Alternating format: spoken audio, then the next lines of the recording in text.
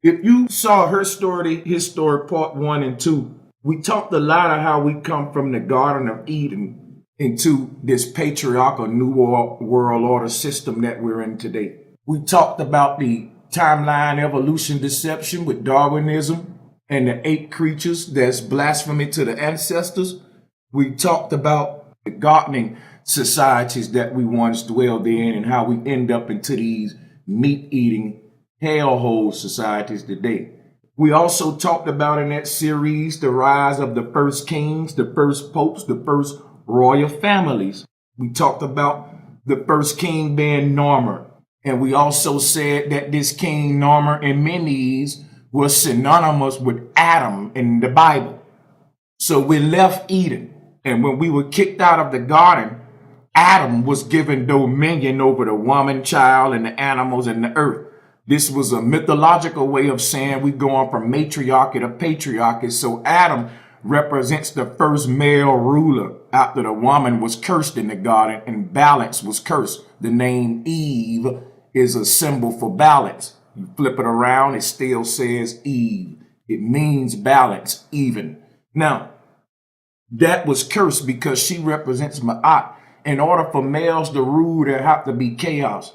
So males rule out of chaos and goddesses rule out of love, the golden rule. We'll talk about that later. So we understand that this biblical Adam is a deity, a character in a book, a mythological book that represents a real ruler. Would have been your first real world pope that started his genetics and occupied the throne at the end of those gender wars that we spoke of. So the first ruler was known as Atum to the Sumerians, and that became the Christians Adam, the first man to rule over the women, children, and blase. The first man to give birth out of a womb. In other words, this was a change of succession from matriarchy to patriarchy. We went over how prior to this, we had family crests. After this, we had national flags, which symbolized slavery. So getting kicked out of the garden is getting kicked out of sovereignty, getting kicked out of vegan-based societies that thrive because we chose to be governed over by males and we want them to go hunt for us and provide it all for us instead of us being gatherers like we were having a relationship with the earth. We went over all of that. So if you didn't see those first two parts, catch up because I'm going to go on further here. So we know that Adam in Genesis represents the genetics of Atum, the first ruler. So you got to learn how to decode the Bible. Now, don't worry about this collage that you're looking at in front of you. We'll go over that in a minute. Since we established now we're dealing with the book of Genesis, because most of us from a Christian background, we're going to look at this beginning of the New World Order and the rise of this first pharaoh from the biblical and Sumerian perspective, as well as many others. So keep that in mind. Adam is Atum, which is Norma Menes. We already talked about the guy with the double crown. He wore the double crown. So the double crown became the double arches. Stay with me. The word crown is also dealing with the word corona, dealing with the word crest, cross. You know that Jesus wore a crown of thorns, but that crown of thorns is really a ripoff from the crown of horns that the goddess wore.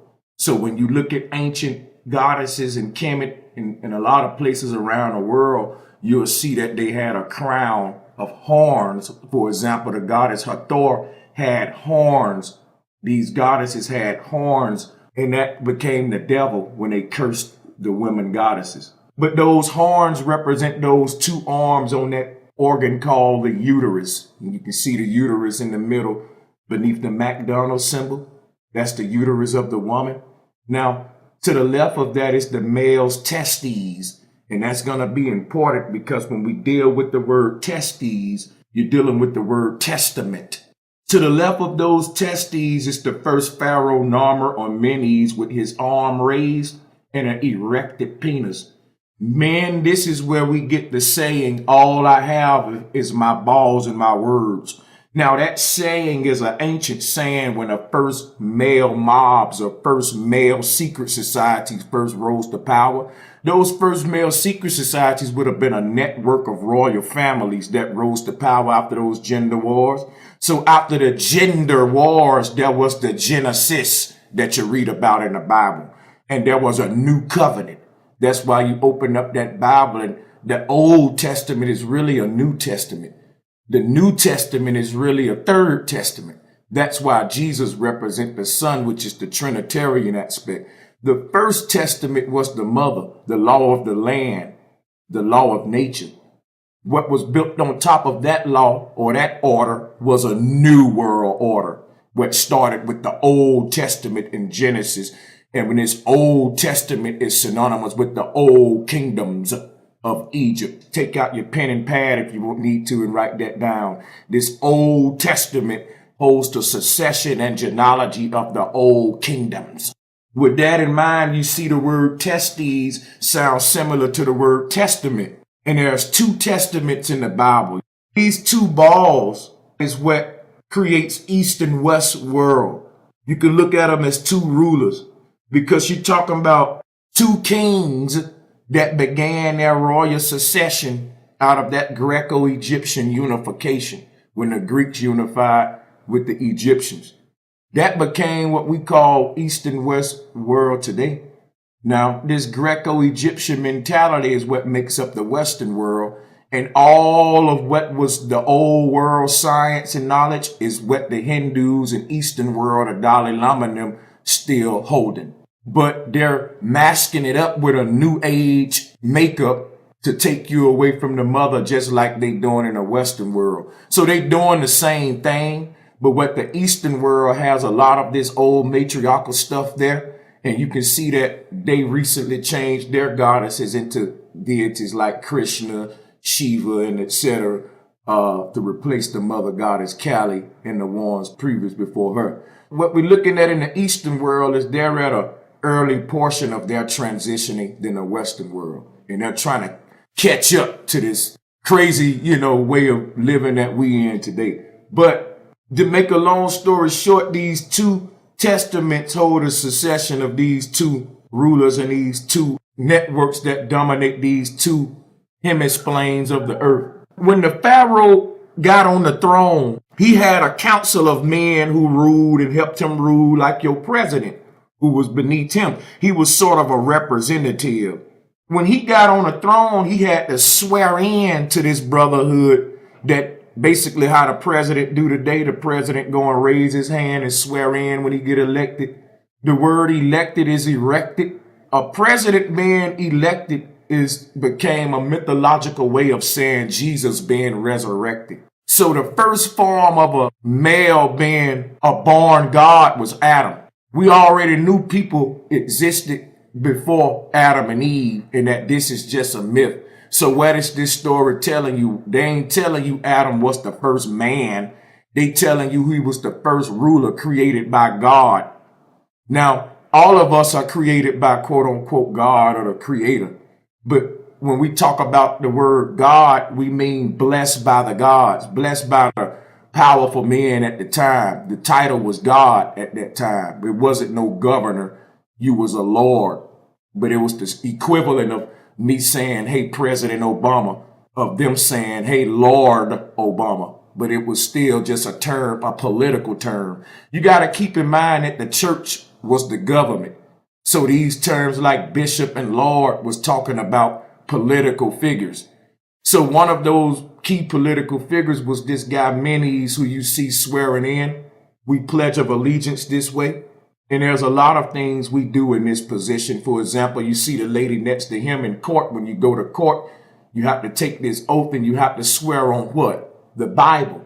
Why the Bible? Everyone's not a Christian. So why they give you the Bible? Because it ain't got nothing to do with the religion of Christ. You're swearing on the succession of the first king. You're swearing on the blood, the literal blood of a family bloodline. So Genesis is the genetics and a book of royal succession. And we're going to crack that code even deeper as we go on. So keep this collage in mind, because we're finna crank it up there with some symbolism and more stuff. Now, these golden arches that McDonald's give you are very, very, very symbolic. The symbol of double arches, guys, you have to keep in mind, is one of the most sacred symbols in the ancient world, and especially when we deal with sacred geometry. These double arches represents the breasts of the woman. Now, the first deity was the Madonna and Child, symbolizing the life-giving and life-sustaining properties of the female body. So the ancients acknowledged that, and they acknowledged that this was the gateway and portal and lifeline to their human existence, was the female's biology. Now, with that in mind, they created things like the Madonna and Child, where you see the baby sucking on the nipples. You also see a lot of ancient goddesses with their breasts hanging out. If you pull up any pre-dynastic goddesses, 9 times out of 10, their breasts is hanging out.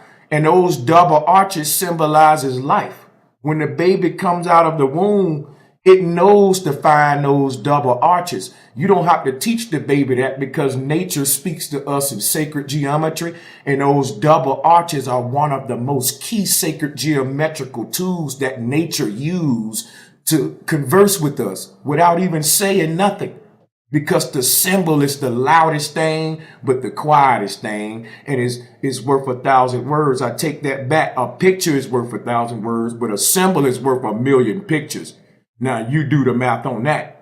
So keeping in mind that this double arch symbol is very symbolic, you can see it when we deal with the uterus down below. You see those double arches that makes the uterus, and you come out of those double arches and you look for those breasts, which is the double arches that you look for milk. This is something animals do too. Sacred geometry. Nature is so awesome. It knows, it creates the symbols, and it knows, it programs you to recognize the symbol. No different than them using logos and corporations today. If you see those double arches, you say McDonald's in your brain automatically. So the symbol is louder than the word, because the symbol is what provokes you to say the word.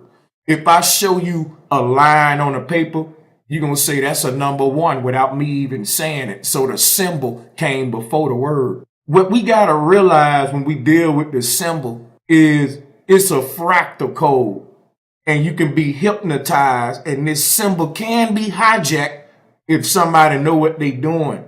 This is what people call in occult practices. Basically, if you don't understand the code of nature, someone who does can use it against you. That's all it is. Testament, testes, double arches. Keep all of this in mind, because the symbol that represents life is double arches.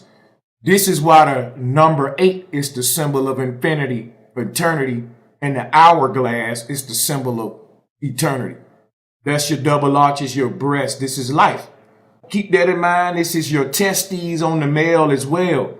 For the first time when we deal with Atum and Norma, we was being ruled under through the testes, as opposed to in the ancient pre-dynastic time, we was ruled over by the uterus. Now, what do I mean when I say ruled over? The word rule means measure. Measure. When we talk about succession, the root word of the word succession is success. What creates rich and poor, it simply boils down to success and failure. The difference between you and a homeless man is success and failure. So keep that in mind when I talk to you today about succession. If someone is constantly succeeding, they get nothing but W's, baby. That's called succession. That means you undefeated for like years, man. That's called a succession. It means you've been winning for so damn long that you got to pass down your goddamn succession to the next generation. Can you imagine that? So we're talking about these royal families have been succeeding over the masses for the past 7,000 years, meaning they've been winning and you've been losing. It's been rich and poor. It's been success and failure. In other words, chaos. Because in nature, there is no success and failure. In nature, there's only succession. There's only cycle, recycling, repetition of the seeds, and everybody winning. Everybody growing fruits and thriving in a gardening-based society. Ain't no competition. Everybody thriving, winning, helping one another. So ain't no succession being passed down. It's being passed around. So there's a difference when we talk matriarch and patriarch. Matriarch is cycles of time, and patriarch is linear time. So when you deal with the genesis or the genetics of Adam and the NWO succession, you dealing with what's called a lineage. And the word lineage has the root word line. This is why the world we live in today is dominated by something called a timeline. The ancient world didn't have a timeline. They had cycles of time that constantly recreate themselves like eclipses in a 360-day calendar to represent the sky. But that's another video. Keep in mind what we're under now is linear time, because when you create order out of chaos, only one person can rule at a time. That don't mean one man on the throne. That one man on the throne is just a representation of this one person, which is really like a 10% group of network of families. The one person on the throne, when I say he's ruling, is not just one dude ruling. It's him and a network of families. Like if you go to Brother Sanchez family reunion, you're going to see my name on the back of the shirt and about 10 more other names that's different, but we all the same family. So it's a network of families that's still one family that run it all. These families has ranks too. Some of the families that make these networks are more powerful than the other ones. So this is how you determine who gonna be what and get what and be on a throne and get into all of that stuff, you know, with your popes and all of that good stuff. But just to stay on subject with these double arches and the symbolism with the testament and the testes, you testify. When the first ruler rose to power and started the NWO in Kemet, he had to take an oath and testify and be open and transparent. Just like if you join a gang or a mob, they gonna want to know everything about you, man. They trusting you with money. They telling you where they drugs at. They telling you where they guns at. They want to know where your grandma stay, what school your daughter go to, secrets about you. Listen, you can't join these societies if you ain't transparent. If you like your privacy, you can kiss being a Mason goodbye, because these guys can control you when you take this oath. We talked about in the first series how the male hunting coats and the Stone Age wars, the Garden Wars that took us out of the pre-dynastic time and brought us into the New World Order. We talked about those wars and how this throne was established with Narmer. Now what I'm showing you is the processes that they underwent. So when he was on the throne, he was elected there the same way we elect a president today. Now the root word El is the name of God. So when you elect the president, you're really electing a God. The word Pharaoh and phallus, when you deal with the PH8, is dealing with when you have a Pharaoh, that means a ruler that's a male. So the word Pharaoh is basically people being ruled over by the phallus. So for example, when you elect the Pharaoh, which is a form of God, a male ruler is a name, as a way of saying a God. That's why the guys say, "What up, God?" and this and that.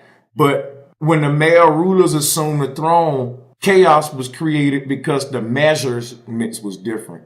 So when you talk about rulers, these are people who measure the sustenance in nature out and distribute it to the people. When we had goddesses in the matriarchal world, everything was even, like how Ma'at wings is spread evenly. It was balanced. And you notice that the mother goddess raised both of her hands to symbolize that balance. The mother goddess had both of her arms raised high like the referee do for touchdown. So you can see when this was changed to the patriarchy here with Narmer, he's only raising one hand. This is an unbalanced rule. This is a secret society oath, meaning a bunch of us keeping the secret from a bunch of you, and automatically that's imbalance and it ain't fair. So the very conception of male rulership is not fair. because males wasn't meant to write the law. Males were meant to enforce the law only. Women were the writers of the law. Men were the enforcers of it. Women were the architects. Men were the builders. That's why you get the term Mason, which is the son of a Ma, which is a builder. The whole symbolism of these double arches coming from goddesses like Hathor. So you see goddesses like this, which was some of your primordial goddesses, predating all the gods. And this is just another form of many more deities. So she was a form of the serpent goddess. You can see the serpent here. When we look at Hathor, we see these two horns. Now, a horn is a thorn. They both can stick you and prick you. So when you look at the word thorn, if you take the T off, it's the word horn. So the thorns are the horns. Now these horns on the head of the goddess became the thorns on the head of Jesus. So Jesus wore this on his head as he was bloodying himself on the cross. This is desecration of the goddess, people. The real cross is the uterus in the middle of this collage. It's shaped like the Christian cross, and it's bloody. And when life comes from that cross, it's bloody. When a baby is born, it comes out of its mother bloody. And the mother went through the most painful experience that a human can imagine. Childbirth is the most painful pain on the earth. Nothing can equate to it. So when they give you this story of Jesus going through all of this pain that nobody can imagine, the kind of pain that he went through, it's blasphemy. They're cursing the womb. They had to personify the womb as a man when they changed the royal succession.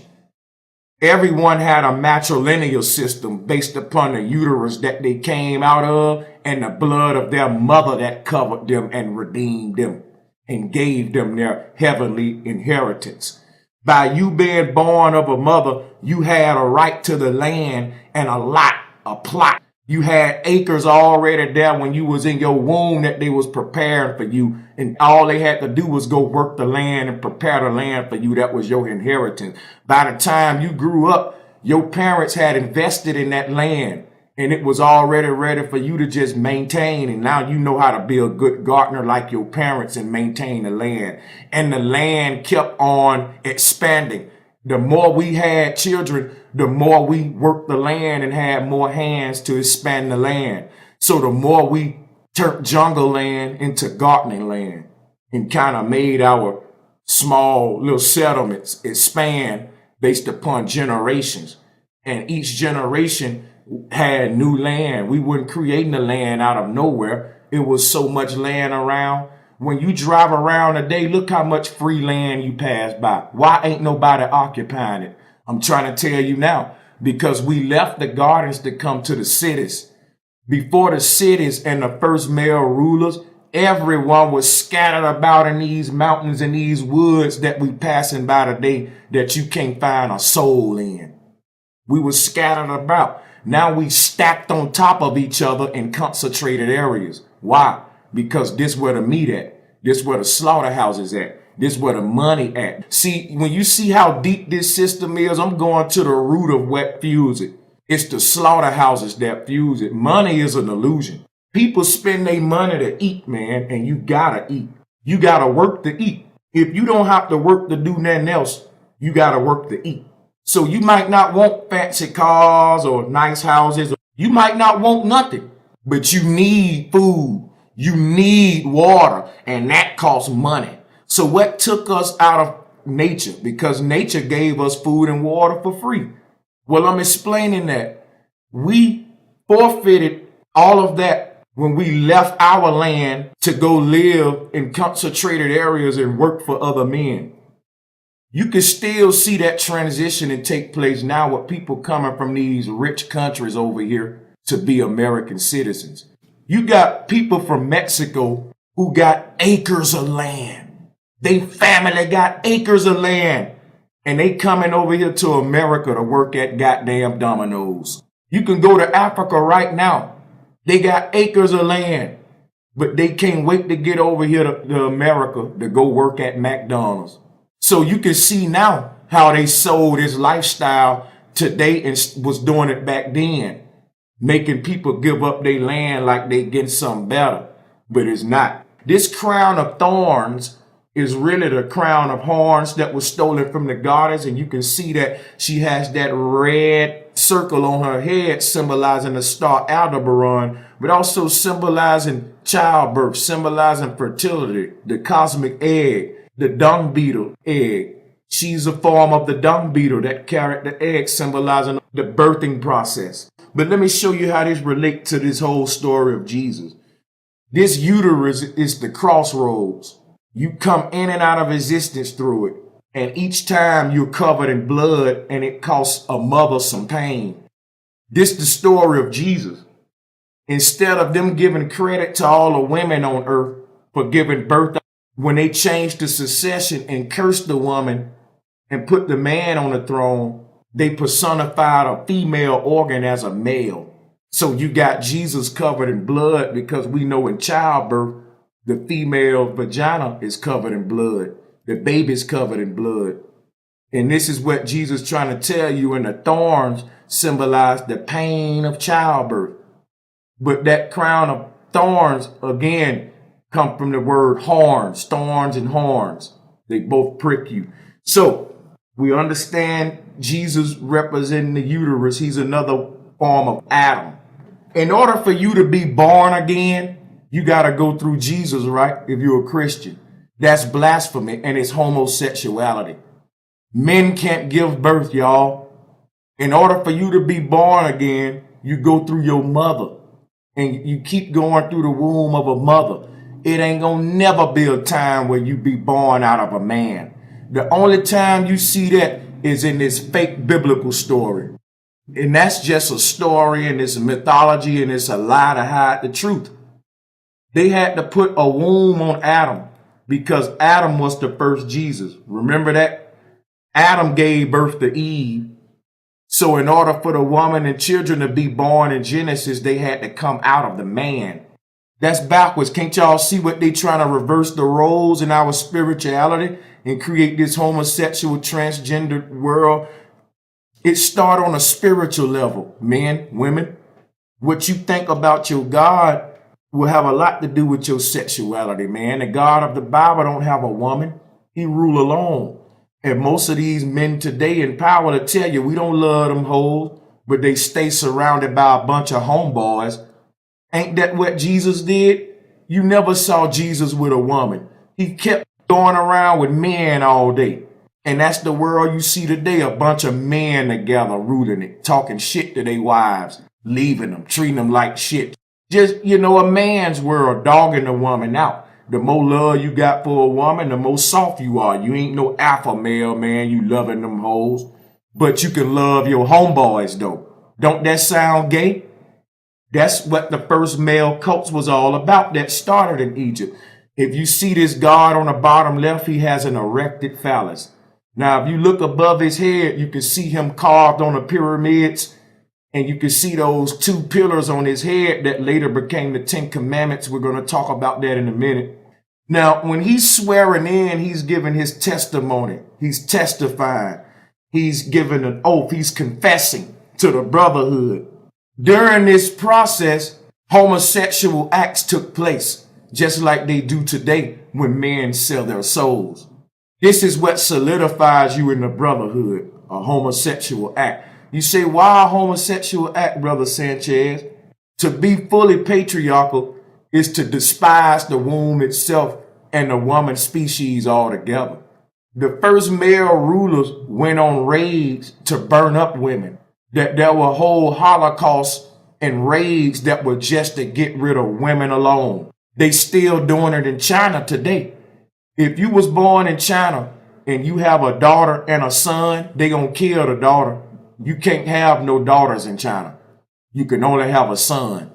So it's still going on today, the war on the womb. They want to get rid of the portal so they can control how humans come and go on the earth.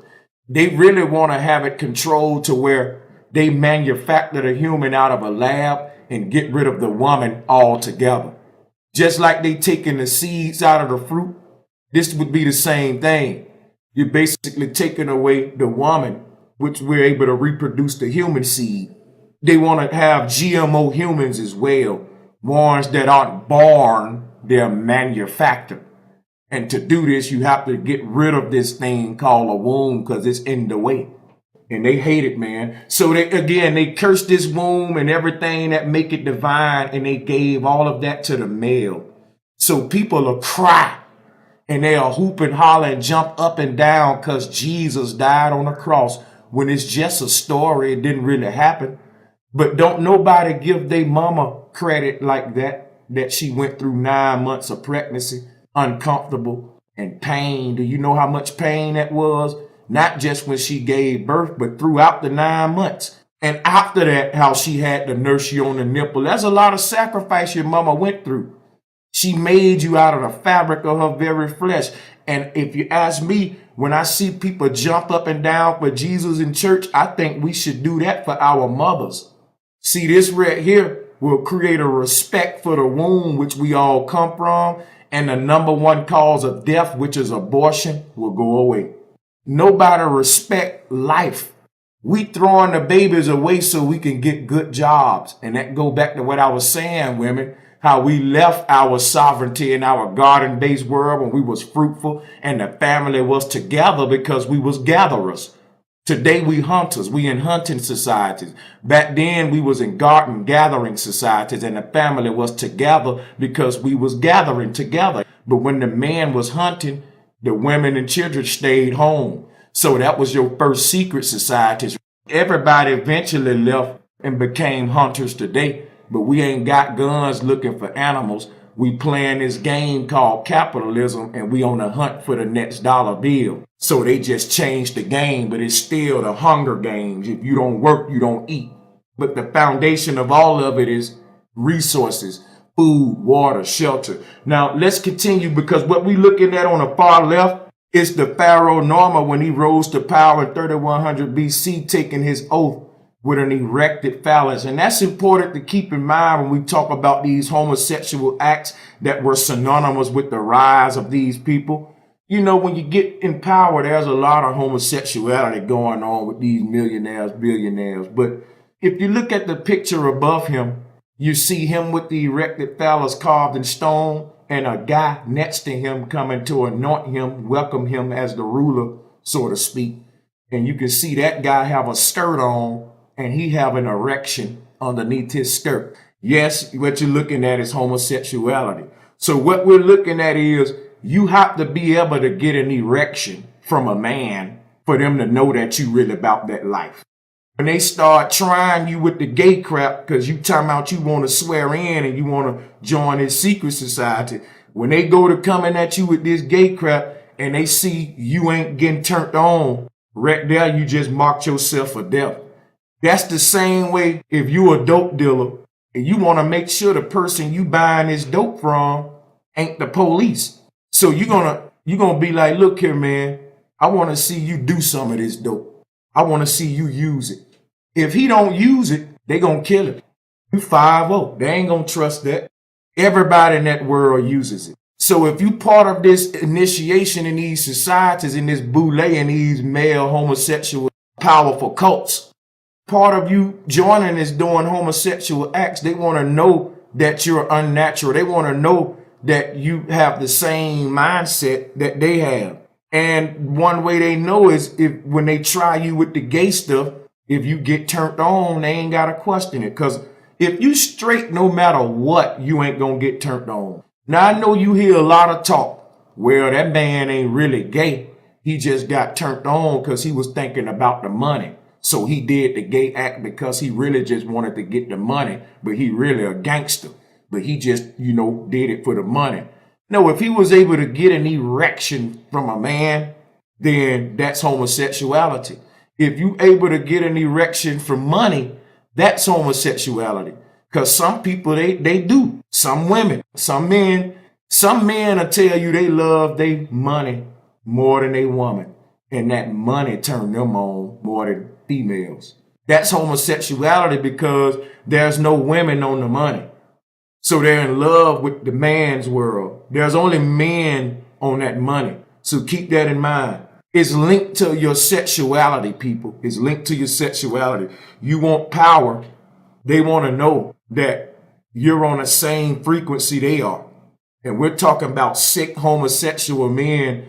They only got wives for front. They don't have sex with their wives. Their wives are all part of this sick stuff. Their wives doing sicker stuff than them. These people sick.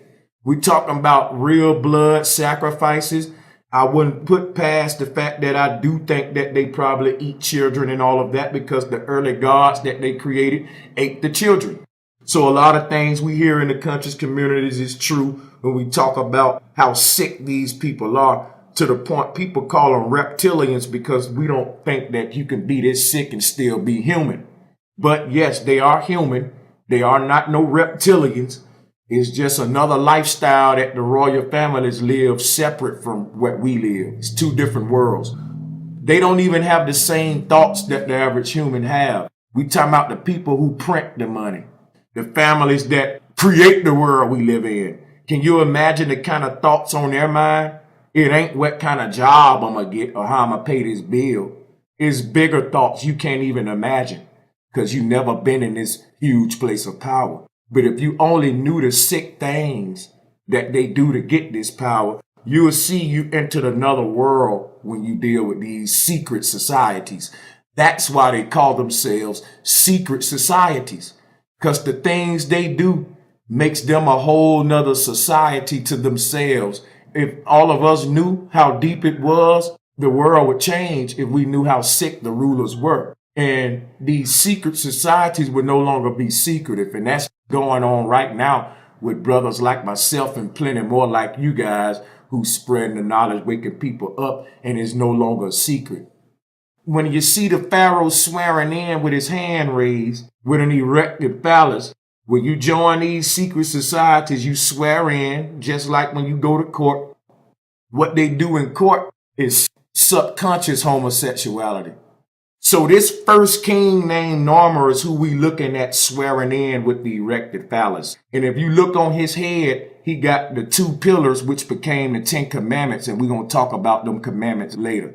But them 2 pillars is also synonymous with his testes. All he got is his balls and his words. Males, when you swear in, if you don't do what you're supposed to do and you break your oath, back in the day, they chop your balls off. That's their way of saying we're cutting off your lineage. So the book of Genesis is dealing with royal succession and the bloodline through the male phallus or the pharaoh. And if that pharaoh do something wrong, they cut his lineage. Literally, by cutting off his balls, they stop his royal succession. It's spiritual and literal.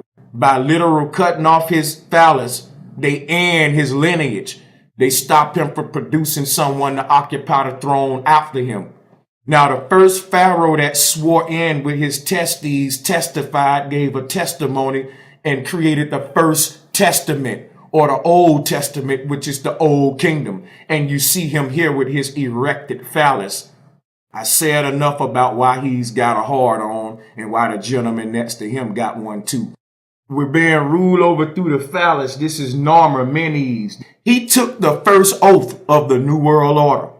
He was the first pharaoh to swear into presidency and to rule the first government. Do you hear what I'm saying? Get your notebooks out. This was the first oath taker into the brotherhood and the first ruling dynasty. He took the first oath as ruler. And that first oath is the oath that we all swear on today.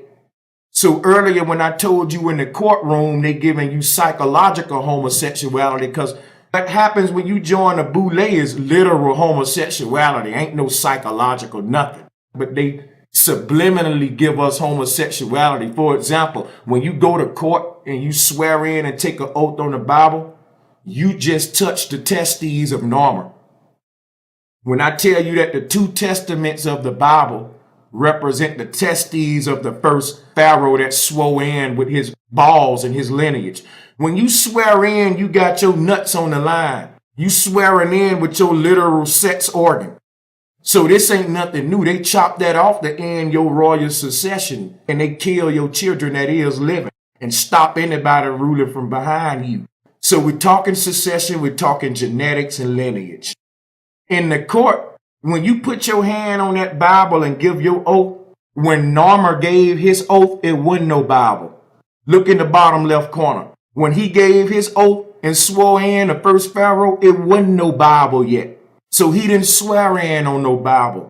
When he swore in, that was when the order was established. What order? The New World Order that was built on top of our beautiful old world. So when he established this New World Order, he took the first oath and represent the first family. So that became a new point of singularity of human origins. Prior to him, when people say, where did it all start from? We talked about our mothers and the Garden of Eden in the North Pole. Out the normal, when we try to trace back human origins, they take us to Egypt. That ain't where we originated from. That's where our slavery originated from. So stay with me.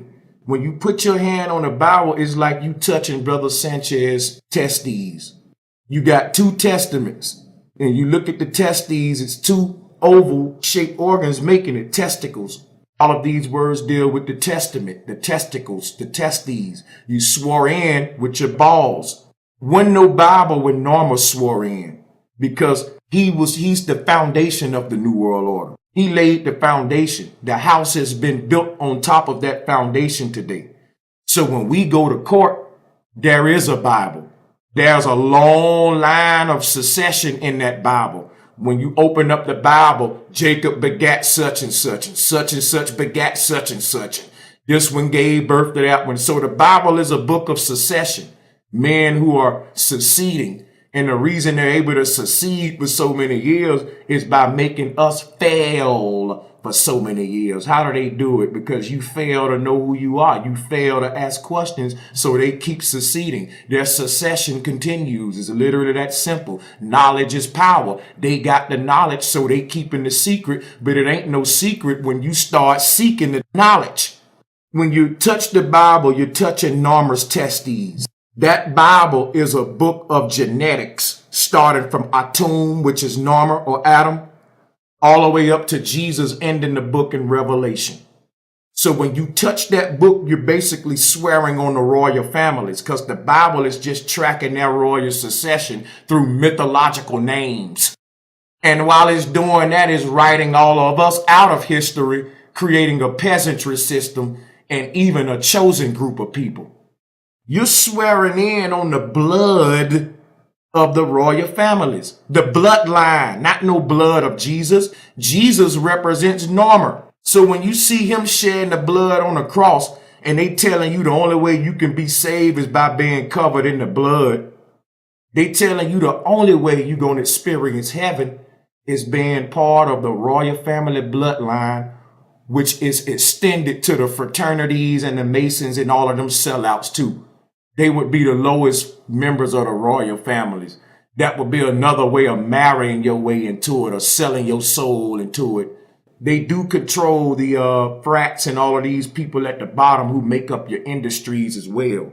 And we're going to be getting into how that breaks down on a pyramid as we move into Herstory, Hisstory later on. So we understand how important the blood is. Your mother shed her blood for you to be here. Now, this is what the Christians tell you about Christ. They say he shed his blood so that you can have life and you don't have to face death with the devil. They just hijack what the role of the mother and the women in Mother Nature represent. But when you accept him, you really accepting the devil. We know that the name Arm and Hammer is another way of saying Hammon. Zeus Hammon. Many Kemetic folks won't even know who that is. Zeus Ammon. Or Zeus Hammon. This is the god Zeus Ammon. And this is the same god that you're looking at on the bottom left corner. If you look at this pharaoh called Narmer or Menes, he has many different identities and names. And I'm just going to show you a couple of them throughout this video. So there's him swearing in on the bottom left. And we're going to talk about the 10 Commandments later. But now I want to talk about Arm and Hammer just a little bit. Keep the double arches in mind. Those double arches became these two horns. Hathor wore the horns at first. His name is Zeus Hammon. He became Jesus. Now, the word Ammon, A-M-M-O-N, is really Hammon. You know the H can be there or not. black people say they come from Ham, they're really referring to this god Zeus Hammon, because he's also a form of this black pharaoh who they call Norman. But he wasn't just a black pharaoh. He was a white pharaoh, a Chinese pharaoh. He had many identities. When the New World Order was created, it was just what we say about the New World Order. When you hear people talk about the New World Order, what they say? They say it's going to be one world religion. Everybody going to worship the same God, and it's going to be one police and all of that. The trick is they got you waiting on it, but we've been in it for 7,000 years now. This God that everybody worshiping, Jesus, Allah, Buddha, all of this the same God, man. He's over 300 different deities being worshipped today under different names. Even the God Pan is another form of them. It's so many, and we're going to go over them all today. Basically, the first pharaoh became the God of the New World Order. So it's Santa Claus. Any male patriarchal deity is a representation of Norman. There's more than one version of this deity, because we talk about the New World Order, not the New Africa Order or the New China Order. We're talking about the first guy to be worshipped by the whole world. No matter what your race was, you knew who this guy was. When he came to your land, you showed respect. Don't that sound familiar? Don't that sound like the Pope? The Pope can go to anywhere and get respect. This was the first Pope, y'all, and Dalai Lama. It was a Dalai Lama too. There was many names based upon people around the world speak many languages. So not everybody say, here come the Pope. Some people got a different name for the Pope, and names translate different. So this deity has so many interpretations that it's ridiculous. And I'm going to try to give you a lot of them today. But it's the first pharaoh. Adam was one. Jesus was one. We went over a lot of them. All of these male gods got a beard. Abraham, if you look at the Sphinx got a beard. Like when they show you these griffins with the pharaoh head and the lion body, it always got this beard. You know why? Back when the pharaoh rose to power, they wore fake beards as a sign of royalty. Here's the fake beard right here. Anybody who know about fake beards will tell you that fake beards ain't nothing new. They originate from Kemet. This is not a real beard, people. You're seeing the pharaoh with a fake beard on. So a lot of Kemetic scholars, I don't know if they know this, but you could go and teach it to them now. When you look at the pharaoh sculptors, that was not their real hair. They shaved their face and they wore makeup. So if you was looking at a pharaoh, you would see the face just like this, smooth. No beards, no sideburns, no mustaches, just a long fake beard. Even when you look at this tomb, you see they have no facial hair, just a long beard. This is why Santa Claus have a long beard, Abraham have a long beard, Jesus got a long beard. All of these patriarchal gods got these long beards because that was a sign of royalty, the fake beard. And it was strapped on to his headdress. And again, the beard was a sign of seniority and wisdom and royalty. But the pharaoh kept a clean shaven face, and the pharaoh wore more makeup than his woman. So when you saw the pharaoh, it would be like, remember the singer Prince? You know how it's dudes like Prince who got this star appeal? They getting it from the pharaoh. Everybody learned this star power from the pharaoh because he was the first rising star. So celebrities are stars who are worshipped for what? Their appearance, what they got, just like the pharaoh. And it was all about beauty. But back in this time, like I said, homosexuality was normal. It was very normal. You can have a wife and also be homosexual, and you don't have to be in the closet. Like even the women looked at it as it was so prevalent during this time. So you hear stories about Sodom and Gomorrah. We talking about Greece and Egypt. Remember your fake beard. If you look at the Sphinx is Norman with the fake beard. Keep that in mind. That's a dead giveaway. Fake beard and a doggone face like a newborn baby. What real man you know got a face that smooth? I'm sorry, but this pharaoh was a pretty boy. And these pharaohs had clean shaven faces and they wore hella makeup. And when you look at the movies, they still show you that today. The pharaohs look feminine as hell. But now to get back to this Pharaoh here, he was mythified and turned into all these patriarchal gods that rule the world today. And if you look at his double arches or his crown, this was another god right here that personified that god. His name is Zeus Ammon, became Zeus, Jesus, Serapis. And you see the double arches on his head right there. They're replacing the uterus of the woman with a male. So this god is a result of putting a male face in the middle of that uterus, which is would be today a transgender. So this is spiritual transsexualism. It had to happen spiritual first before they can work it up to today, where now you got men walking around looking just like women. They had to ease these thoughts into the spirituality and psyche of humanity over thousands of years. And today is still not acceptable by the majority because it's unnatural. And they've been fighting this natural urge in us to stick to what's natural for thousands of years.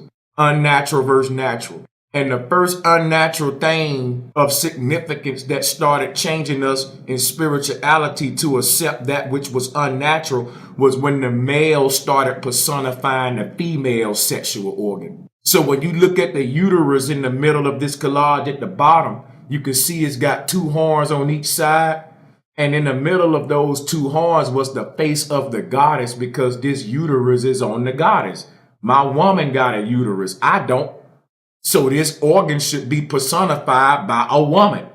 And this is why you had deities like Ma'at, who look just like the uterus, but instead of the two arms, two horns, you got two scales. Now, when have you ever seen a male Ma'at in Kemet? You never saw a male Ma'at, because the males destroyed Ma'at. They destroyed the balance and the uterus. They put their face on Ma'at and want to take the place of their mother.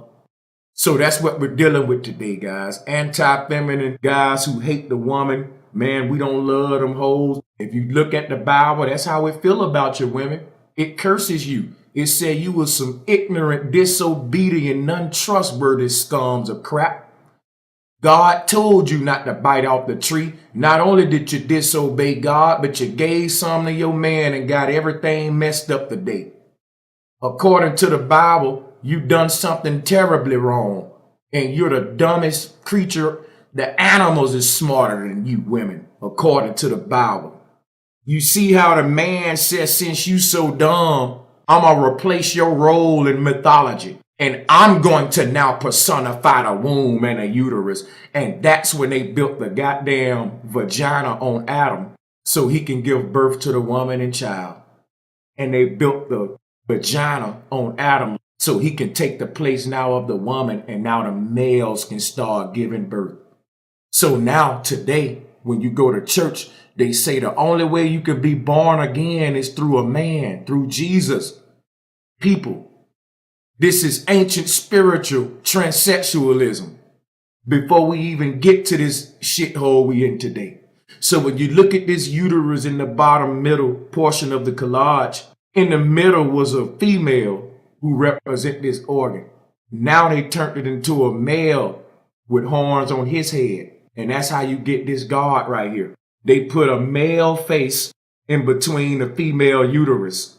And this god was a result of that. So for the first time, you got men personifying themselves as vaginas. And because of that, when they changed the succession, they had to create a womb on Adam, which is a tomb. The truth gonna set us free, but they don't really want to be free. They just want to ball out. They want to do award shows and shit like that. Nobody want to get down to the nitty gritty, give you the truth, the knowledge that's gonna set you free. They want to bullshit you, give you chicken talk. You think you're getting knowledge, you just getting camaraderie. Back on track here since I made my point. Let's talk arm and hammer. The word hammer, remember, when you take the H off, is Ammer or Ammon. Hammon, Zeus Ammon. This god was named Ammon or Hammon, and that became the word hammer or Hammon, hammer, ham, which is Norma. Who else do we know have a hammer? The judge in the courtroom. He have a hammer, but he banged that hammer for for order. What order? The New World Order. The judge is here to enforce the law of the New World Order. And he banged the hammer of Zeus to keep that order in this patriarchal world. We're dealing with symbolism, history, herstory, spirituality, etymology, numerology, bibliology, theology, you name it. This is syncretism. So you see that when Narma swore in to rule with force, because patriarchal rulers rule with force. Unlike women rulers, when women ruled the world, they didn't rule with force. They ruled with balance. It wasn't order out of chaos. It was order out of balance. That's the only way you can get true order. Balance. This is a fake order you're under today. So when you raise your hand, that's the New World Order. That's one hand symbolizing unbalance. The goddess had two hands. And when you deal with sign language, if I walk up to you with my hand raised, like how Norma looking in the bottom left, you'll get on defense. You'll be like, what, you about to hit me or something? What, you about to slap me? But if I walk up to you with both of my arms raised, you'll be like, okay, he trying to hug me. The goddess raised both arms symbolizing peace, balance, equality. The gods raised one arm to symbolize secrecy, oath-taking, and I'm going to rule you out of force. If you don't do what I say, I'll take this one hand and backhand your ass. That's male rule. So when you look at the Arm and Hammer logo, you see that one arm with the hammer in it saying, hey, you better stay your ass in line. I'll hit you. That ain't how the goddesses rule. The first gods that start the pyramid mythology had ultimatums that they made with the people. If you don't do what I say, I'ma burn you up. If you don't do what I say, I'ma curse you. If you don't do what I say, I'ma punish you. That's male rulership. The opposite of that would be matriarchal female rulership. They don't deal with all of that. If you don't do what I say, I'ma burn you up. They simply say, listen, if you do what I say, I'ma reward you. So there's a difference there. Males say, if you don't do what I say, I'ma kill you. And females say, if you do what I say, I'ma reward you. Two different forms of rulership. In a matriarchal world, if you do what's right, then right come to you. In a patriarchal world, if you don't do what's wrong, ain't no good gonna come to you. You damn near got to be an evil person just to pay your bills today. Some people stuck in jobs right now they don't want to be in because they got to do something that's against their spirit in this backwards ass world today. Think about it. If somebody work at McDonald's, they got to sell people food that they know poisoning the people to pay their bills today. So today you got to do bad in order to eat because it's a backwards world today. It's order out of chaos. In order for you to get up, somebody got to go down. That ain't the true way of nature. And if you don't play the game, then something bad gonna happen to you. That's male rulers that rose with the Bible. These were the first biblical rulers. This is why they synonymous with the first pharaoh. We already talked about the symbolism of Adam, Atum, and we talked about this collage and swearing in and Norma and the oaths and how the NWO began.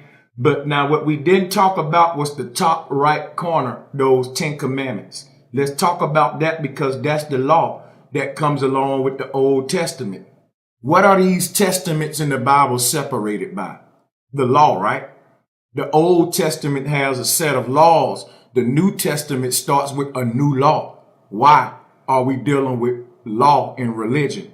Because the religious people were the government during this time.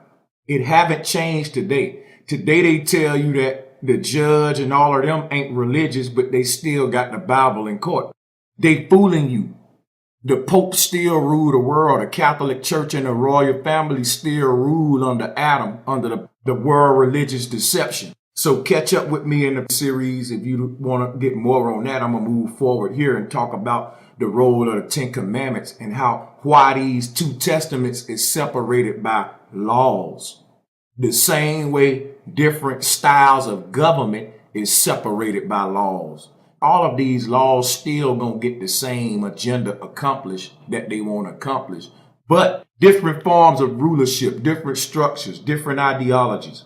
And they argue about it all the time. Now they all agree on the same hellhole New World Order system, but how it should be ran and all of that, they often argue about it. It's infighting go on too. But when we talk about the Ten Commandments, this began the first law that was made by man. Remember I told you before this, it was only women who made the law, that men weren't supposed to make no law. Men was always the enforcers of the law. But with the book of Genesis came these commandments too, that was given in the early part of this Old Testament in this old kingdom of Norma. The number 10 is symbolic because we're dealing with the binary code right off the bat. Now, I'm not going to start teaching about the number 10 and Zen and the binary code and all of that because I do that all the time. I just want to talk about the 10 Commandments. And I just want to point out that the fact the number 10 is very important. 10 is symbolic. Those who follow me understand why. So 10 Commandments, let's talk about it. The law was now given by the man. This is what you got to think about. Before the 10 Commandments, you don't think people knew the stuff that the 10 Commandments say? You don't think people didn't know not to kill, not to steal? You don't think people knew that before the 10 Commandments? You got to be a fool if you think it was because of the 10 Commandments that people learned not to kill and all of that. So if people already knew this stuff, what was the purpose of these commandments? What are we looking at here? It's not that people didn't know the stuff, so God had to create some commandments to remind them. It's the fact that people knew these things because of the matrilineal system that we lived in and the golden rule, which said, do unto others as you would have them do unto you. Everybody knew that. You don't even got to make no amount of commandments. That's the only rule you need in any society. That one rule. And that is worth a million rules. Because if everybody do that, you don't need no other rules. That's the one rule that cancel out them all. And that's what we was in the matrilineal system.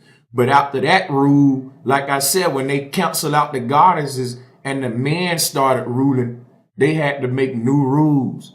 So they had to make a new set of rules, which wasn't rules, they was commandments. So the Bible give you commandments. They're not rules. They're basically a law. Like the police give you a commandment, freeze, don't run the stop sign, don't steal. And if you do, you can be punished by law. So again, the church was the law during this time. These commandments were given by the first Pharaoh. There were no need for these commandments because the law of nature was written in our hearts. Listen to your consciousness. You know you can feel it when you're doing wrong. Golden rule, the golden rule.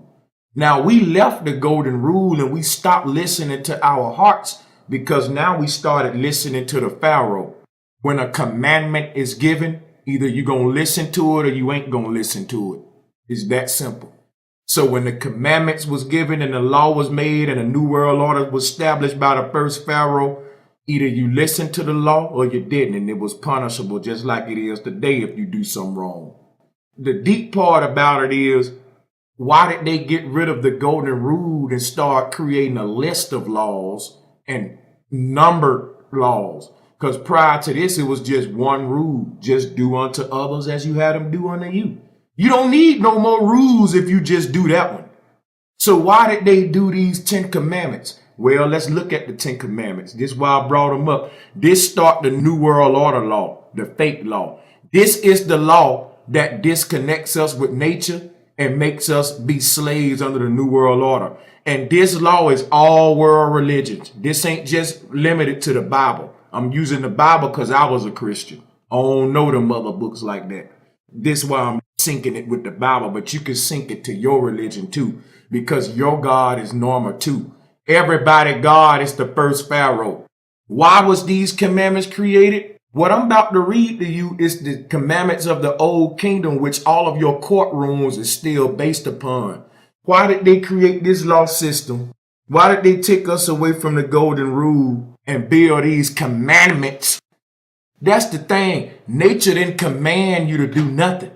It's built in you to do what's right, because if you don't do what's right, it's going to be uncomfortable. It's called balance. When you do something wrong to somebody, you don't feel good about that. That's the voice inside of us. That's our consciousness. That's our heart, which is in the center of our body, our moral compass. This is the Garden of Eden, and the center of the earth is in the center of us. And we create heaven by living out of the heart, not the intellect. All of your intellect should be centered in the heart. So the heart is a mind of its own, because ultimately the last action you take is not with the brain, it's with the heart. You can think your way into a tough situation where you got a gun up to your brother's head because you done intellectually convince yourself that you got to get money in this matrix. But at gunpoint, your heart is telling you that's bullshit. You don't need that money that bad. Don't kill that brother. You don't feel right. But you'll ignore your heart because you done outthunk yourself in the mind. So the heart is really the Eden, the Garden of Eden in us, that really keep our scales balanced and keep us living by that golden rule, which is do unto others as you have them do unto you. That's why your heart feel that way when you're doing something wrong. And people who real tough criminals have to harden their heart over time. That's why they say you got to harden your heart, because naturally your heart is soft. So for you to become just a murderer, you have to alter yourself, your body chemistry, and become an unnatural predatory creature, spiritually, physically, and mentally.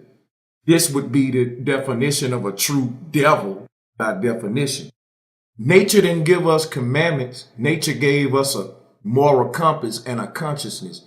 It don't command you to do nothing. All it does is when you're doing something that would bring imbalance to others or yourself, it lets you know. When you look at Ma'at with them scales even, that's her saying, do unto others as you have them do unto you.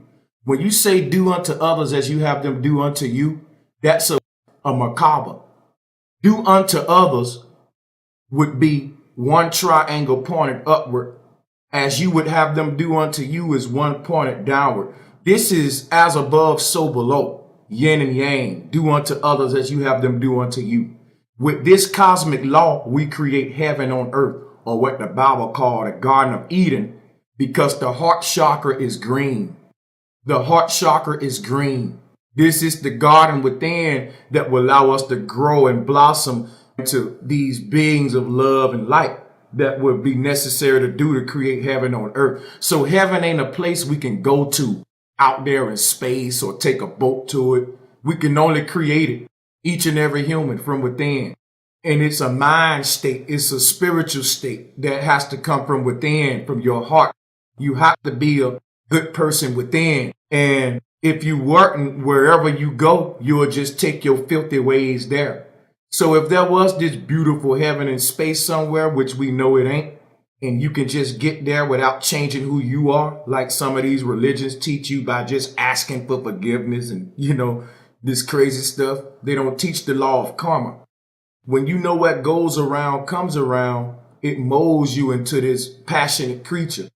That's the law of nature, which is not a commandment, but it's just simply built into you.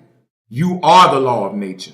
So when we talk about these laws that come after that law to build this new world order, we're talking about commandments. A commandment is different than what nature gave us.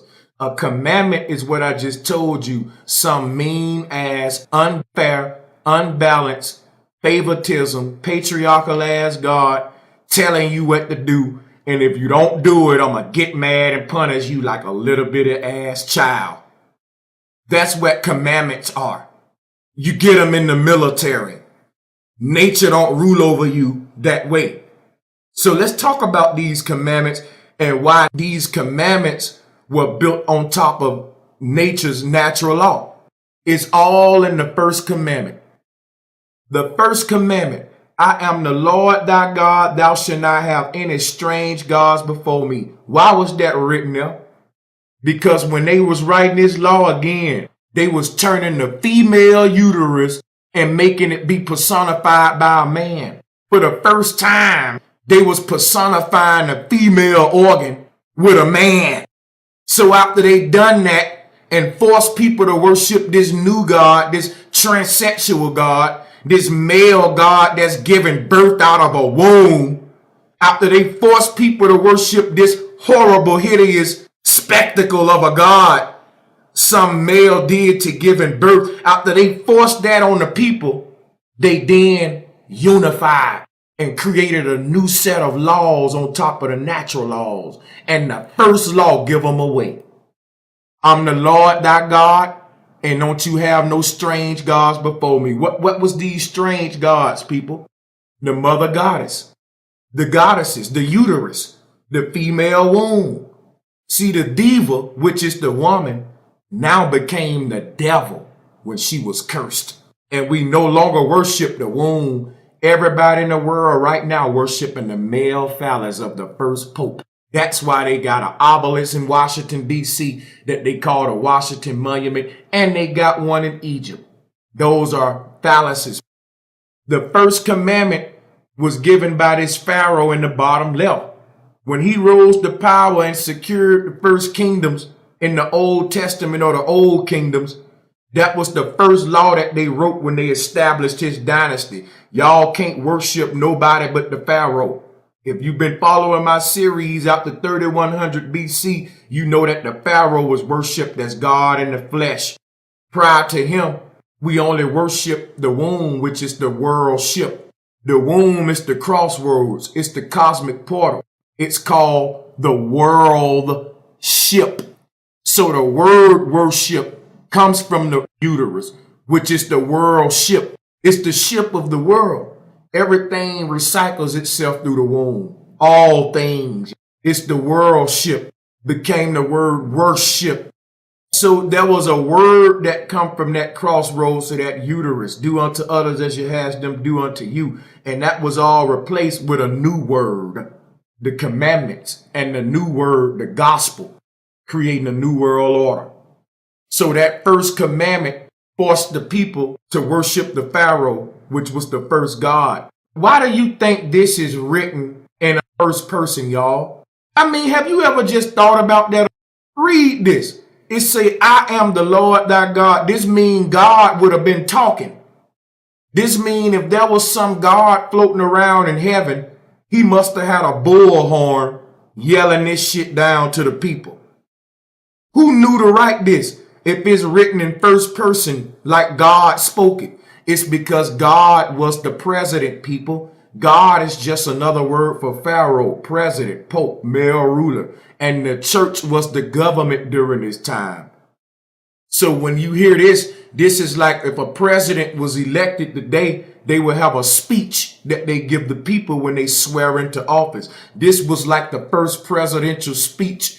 It was also a list of commandments because the first president had to lay the law down. After the first president laid the law down, the law has been laid. Every president after that can just build their dynasties on that law. Again, when we go to court, we put our hand on the Bible. But when Norma did it at first, when he created this order, he didn't have a Bible. He was the Bible. So the Bible is nothing but his lineage in book form. It's his DNA. They talk about the Bible like it's a human. The Bible speaks to people. The Bible gives commandments. The Bible gives birth. This Bible is a man that was turned into a book with his royal succession. This man split the timeline, AD and BC, and it splits the Bible, New Testament, Old Testament. The way we govern time and all of that is a result of the first Pharaoh. So the clock is wrong. It ain't 2018. The earth is older than that. It's been 2018 years since the time split. They made the treaty in 3100 BC and they was counting time down. So when they went from 3100 to 30 to 29, 28 and etc., they reached year one. And that was 2018 years ago.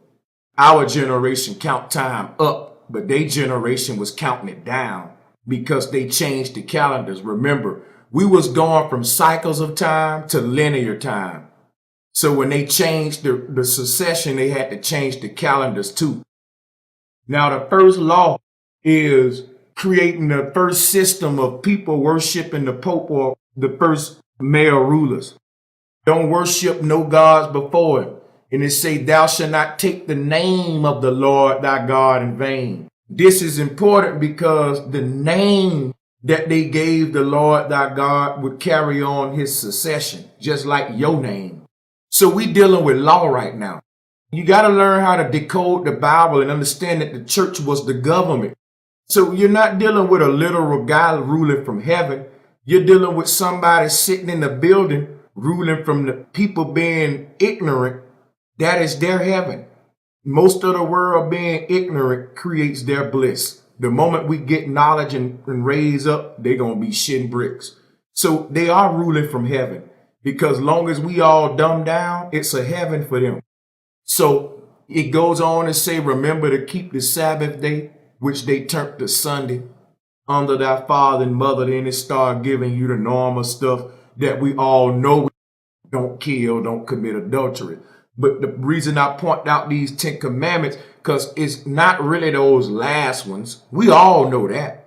I mean, you know not to commit adultery. You know not to kill. They threw that in there because they had to give you the natural law. But when I talk about them building their law on top of the natural law, it's just what you're looking at. The first commandment is the law of Norma. And he built these laws on top of the natural laws that's written in your heart. So when you read the commandments, it's all about the order that they're given to you in.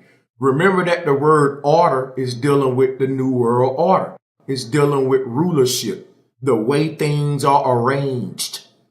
We tie it all together in a syncretic way.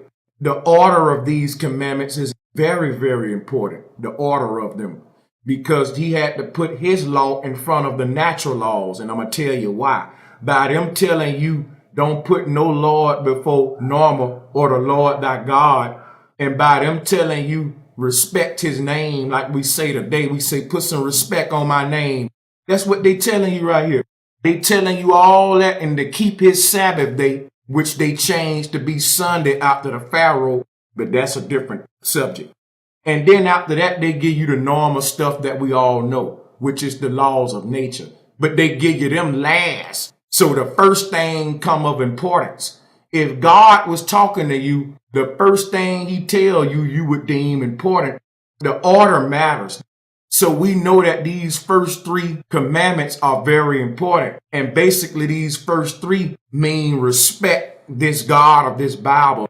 You better not make no gods before me, and you better respect my name.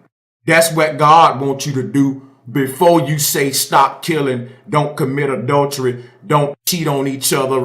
Before you get to all that good stuff, what God telling you first is respect me first, then respect each other. In other words, I know y'all gonna kill and all that, but I'll tell you about them commandments later. The first commandment you need to realize is just don't piss me off. Basically, this is how this God or this Bible is thinking. You wonder how a person can have a book that tell them thou shalt not kill, but the Christians done more killing than anybody else with a book that tell them that. It's because of the commandments before that. See, it don't matter about this book saying thou shalt not kill, don't commit adultery, if before all of that good stuff, the ones of importance is to respect the God, the law of the land. So if you got more respect for the God in this book that's giving you the commandments than the law that's written in your heart, because they wrote their law on top of that, like I just showed you. This is why they clear to give it to you in order, people. The 10 commandments in order. And if a Christian is to read the 10 commandments and they're not read them in order, a real pastor will correct that Christian and tell them, hold up, you got to do that over in the right order. So the order is very important.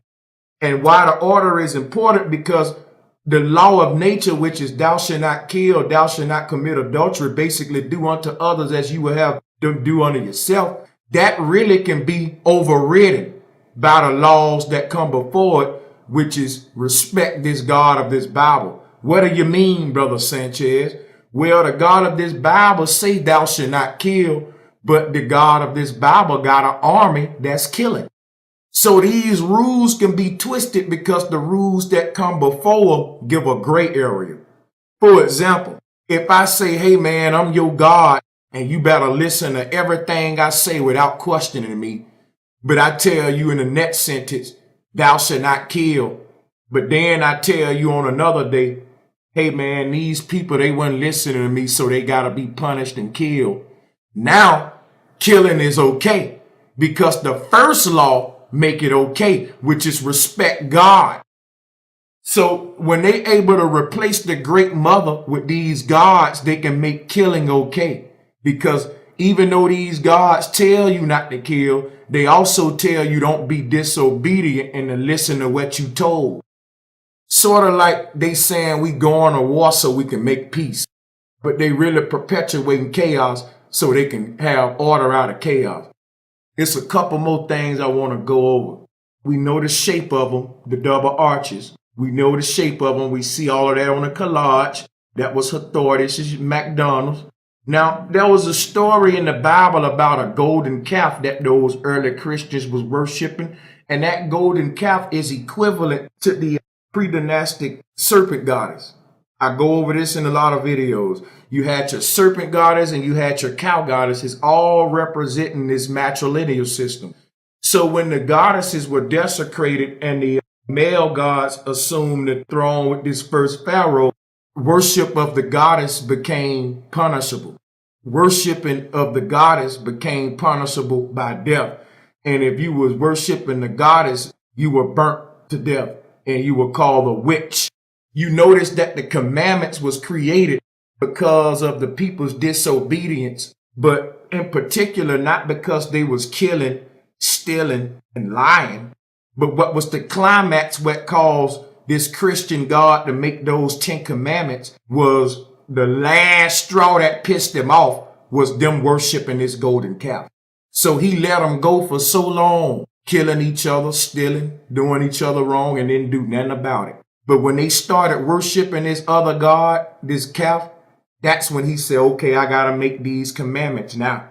And it go back to what I was telling you. This God care more about you respecting him than us respecting each other. And that's a male attitude. A man will tell you all day, I don't care what you say to that dude, just don't come in my face and talk it.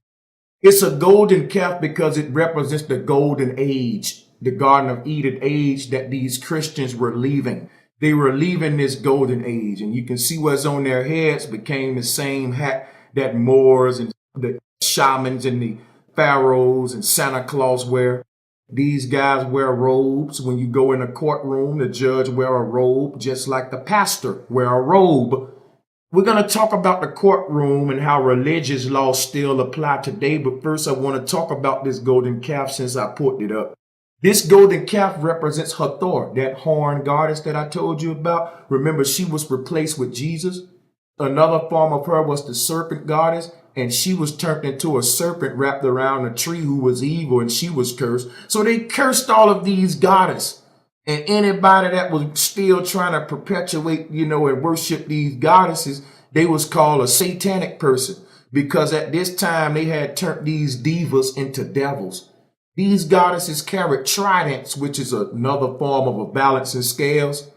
And that trident was given to this devil. They was turned into the devil. So now today, when you try to tell the people the truth about the womb, all of the symbolism that you need to talk about to do that, they curse the symbolism. So people call Brother Sanchez a witch. They call me a Satanist, when really I'm a naturalist.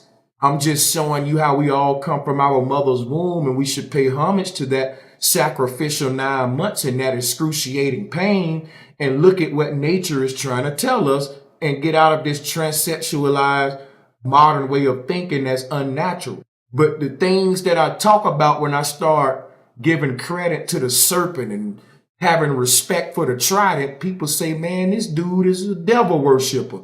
Because the symbols that I need to explain the truth, they curse those symbols, y'all. These are chess players.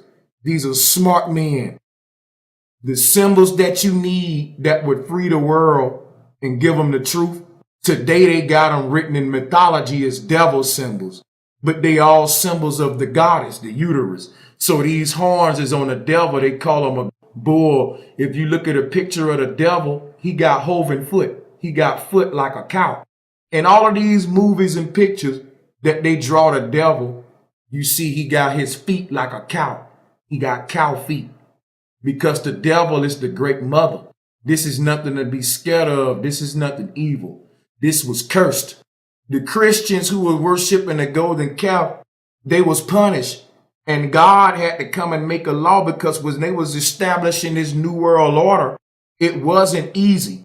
Even though the first Pharaoh had swore in and made a law saying everybody got to worship me and my family, people were still worshiping these pre-dynastic goddesses.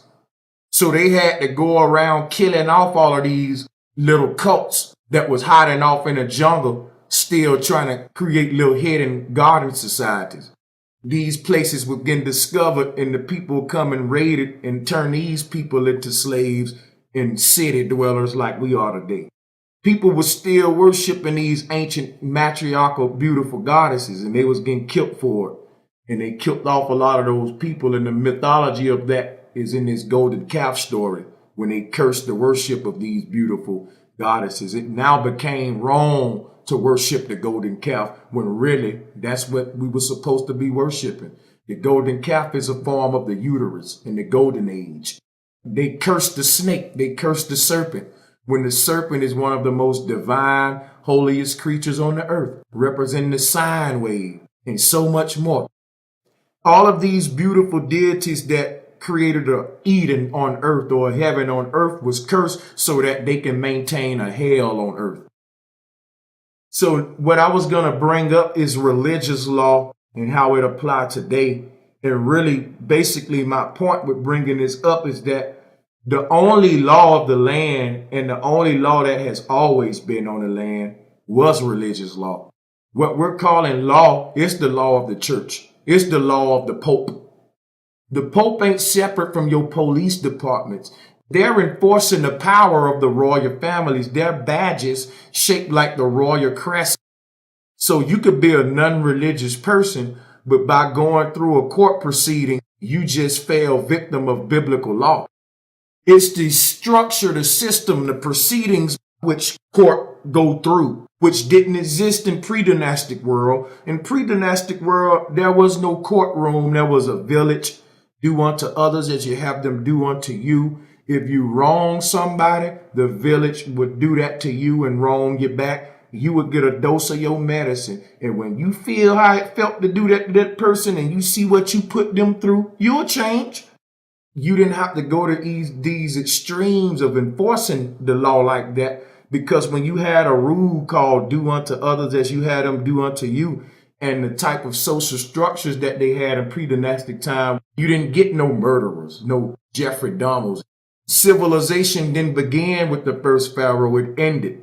And now you got a bunch of uncivilized people calling themselves civilization.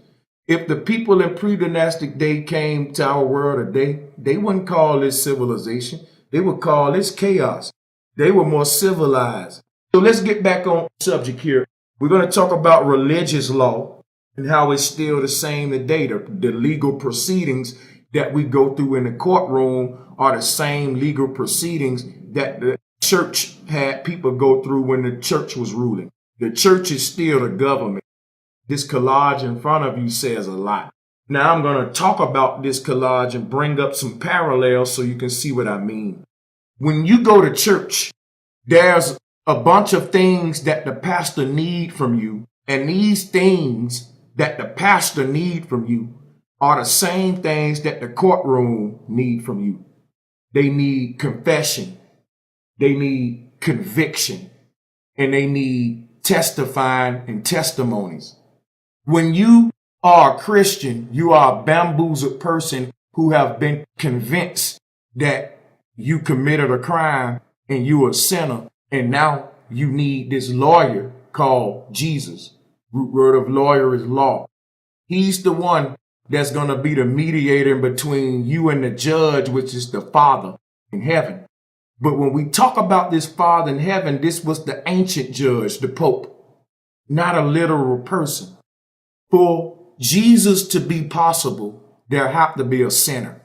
Just like for police to have a job, there have to be a crime. So if they can't convince people that you were born a sinner, there would be no need for Christ. A baby ain't do nothing wrong by being born, y'all. But since these people hate the womb, in their eyes, a baby is stained because it came out of a filthy vagina. So what the Bible is telling you is when a baby is born in a hospital out of a mother, the womb is cursed in their book. So the baby got to be born again by a man and washed from that dirty, stinky blood that his mama had on him in the hospital. People, this ought to make your heart hurt. If you understand the depthness of what I'm telling you now, you will see that for me to even teach this to you is taking a lot out of me. When they got so much hatred toward the womb and the woman that when you were born and covered in your mother's blood, they said that made you filthy, a sinner. You need to be washed because you came out of a dirty womb. These are homosexual men who hate the vagina. They said you need to be born again through Jesus because when you came out of your mother's womb, by you touching that womb and coming out of that filthy, cursed womb, you got to be washed by a man. They got something against the woman in her life-giving womb. So when you're born, they say you're born a sinner, and now you got to be washed. So now they got religion and male gods to do the cleansing, to do the washing. And that's what religion is. It's a court system that convicts you, and your crime was being born of a woman. They don't want humans to be born. They want to manufacture them. They don't want you to have a mother. They want you to have a manufacturer. They don't want you to have a birthmark. They want you to have a barcode. So just like the courtroom, in order for Jesus to work, he got to convince you that you was already a sinner for being born. Now I'm about to drop some Jews. Take your notebooks out. The word conviction got the same root word as the word convince. I'm going to stop a minute because you need to think about that. This how your law system work. You don't have to do nothing wrong. If they could convince you to confess that you done something wrong, they'll put you in jail just the same. It ain't about you being guilty or not. It's about you giving a damn confession. I tell you what, walk your ass up in the police station right now and confess that you did something. They gonna lock your ass up. They'll see if you guilty or not guilty later. And you better hope that they do. So it ain't about you being guilty or not guilty. When they get you up in that damn interrogation room, they want a conviction. They want a confession. That judge want a confession. Ain't nothing better than a confession. The best conviction to a court of law is a confession. They don't got to spend no damn money and they get the victory because you open your mouth. They had a good day as a police officer if he gave a confession. And that's the same thing about the Christians. The first thing a Christian wants you to do when you get in their church is confess. They want to convict you. And they ain't trying to hear, look, I ain't done nothing wrong, man. They ain't trying to hear none of that. In order for them to convict you and sentence you so that you got to stand before they judge, which is Jesus, you have to be in need of this proceeding. So the first thing a Christian want to know is first, do you believe in Jesus? Meaning, do you believe in the proceedings that you about to undergo? So a Christian, before they can even go through with their rundown, they got to know if you believe in Jesus first. Before a police can go through what they run down, they ask you, do you understand? It's the same thing. Do you stand under my authority? Do you believe in Jesus? Mean, do you believe that this God is ruling over you? Do you stand under the authority of Jesus? So when a Christian asks you, do you believe in Jesus? It's the equivalent of a police that asks you for they can go through with their proceedings. Do you understand these legal proceedings? Because if not, then I got to break down to you the story, which is the law. God said his story is the law, the way, the truth, the life. So do you believe in Jesus? Do you understand? Do you stand under Christ? And the police ask you, do you understand? So the religious law is still in effect today. So when you tell them you believe in Jesus, the next thing they say, are you sinning? How is your lifestyle?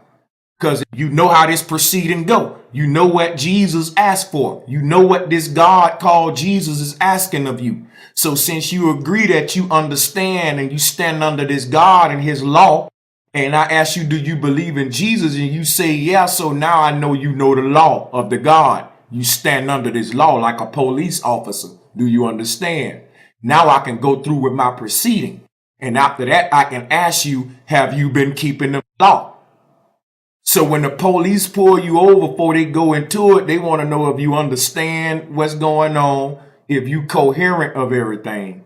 Once you say you understand, you under that law now. Ain't no turning back out of it now.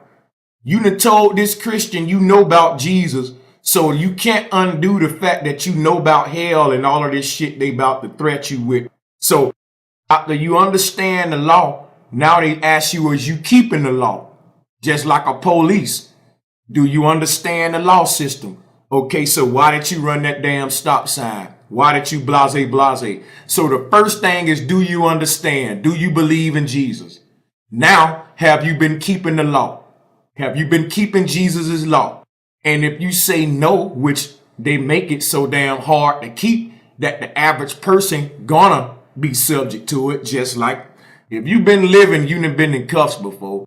The law is crazy. If you jaywalk, you can go to jail. This is not the law of nature. This is authority, commandments, people ruling you, saying you can't walk over here, you can't go over there. This is royal dynasties that's ruling over us. The government was the church. And I'm telling you that your government is still a church today by showing you how the proceedings are the same. So let me continue. So once they know that you understand the law and you tell them, no, yeah, man, I've been screwing up out here. You know, I was raised in church, but, you know, I kind of left home and had sex with a lot of girls and made it rain. And I pray every now and then. So now the Christian got you now.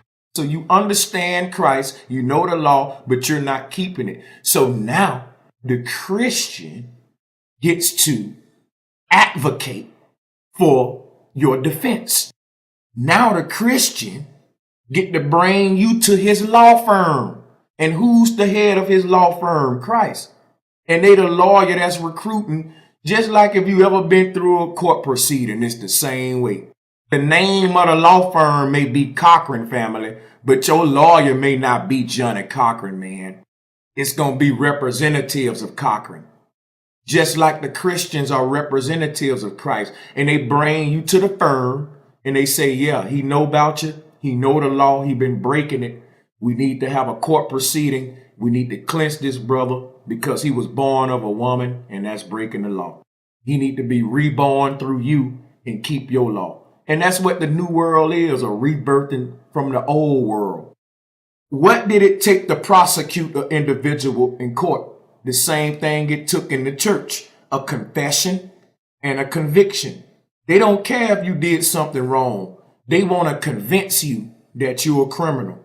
And the word convince is the word conviction. So all convictions are just the government convincing us that we breaking a law that don't even exist, because the real law is the natural law. There should be no courtroom. They breaking natural law. It's criminals who running the shit. They the lawbreakers. In order for their system to work, they got to convince you that you're a criminal. Just like a Christian got to convince you that you're a sinner.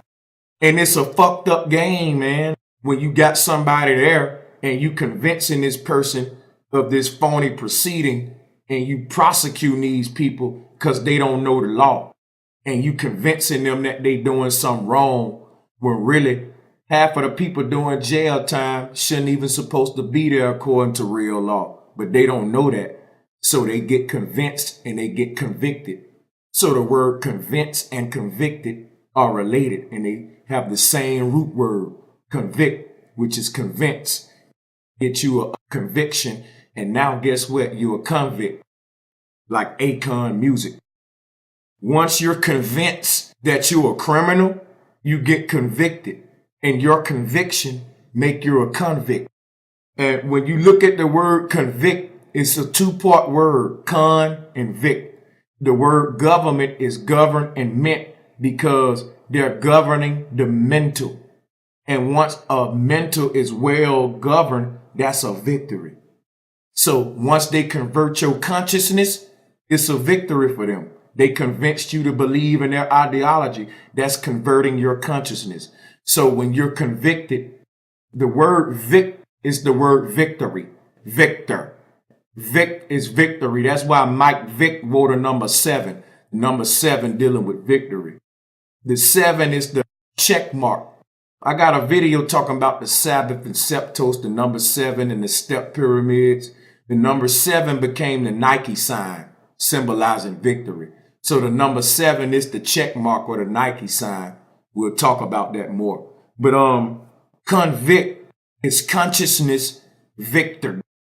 When you're convicted, your consciousness has been victored, meaning victimized. You're a victim now. You can't be the victim and the victor. Either you're the victor or the victim, and all of us are victims. We're no longer victorious. When we were in the golden age, we were victorious, but they cursed the golden age when they got rid of this type of symbolism in front of you.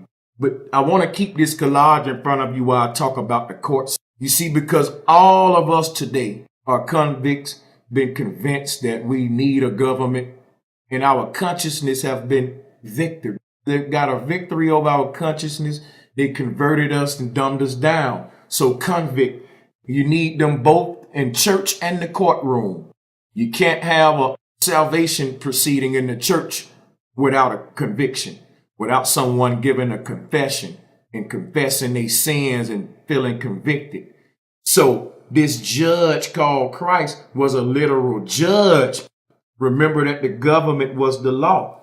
These gods ain't real. What was real was the government during that time, and the word president was Lord or God, Pope. So confessions, convictions, something else that we use in courtrooms, that we use in the church that show you this same proceeding is being forced upon us today is testimonies and testifying. So, and this again goes back to the testes of the Pharaoh. Remember, all of us became partakers in our own destruction to help them rule over us, basically making you every last person that's dumbed down, serving the beast, is initiated into the New World Order. Now, testimonies, what are they?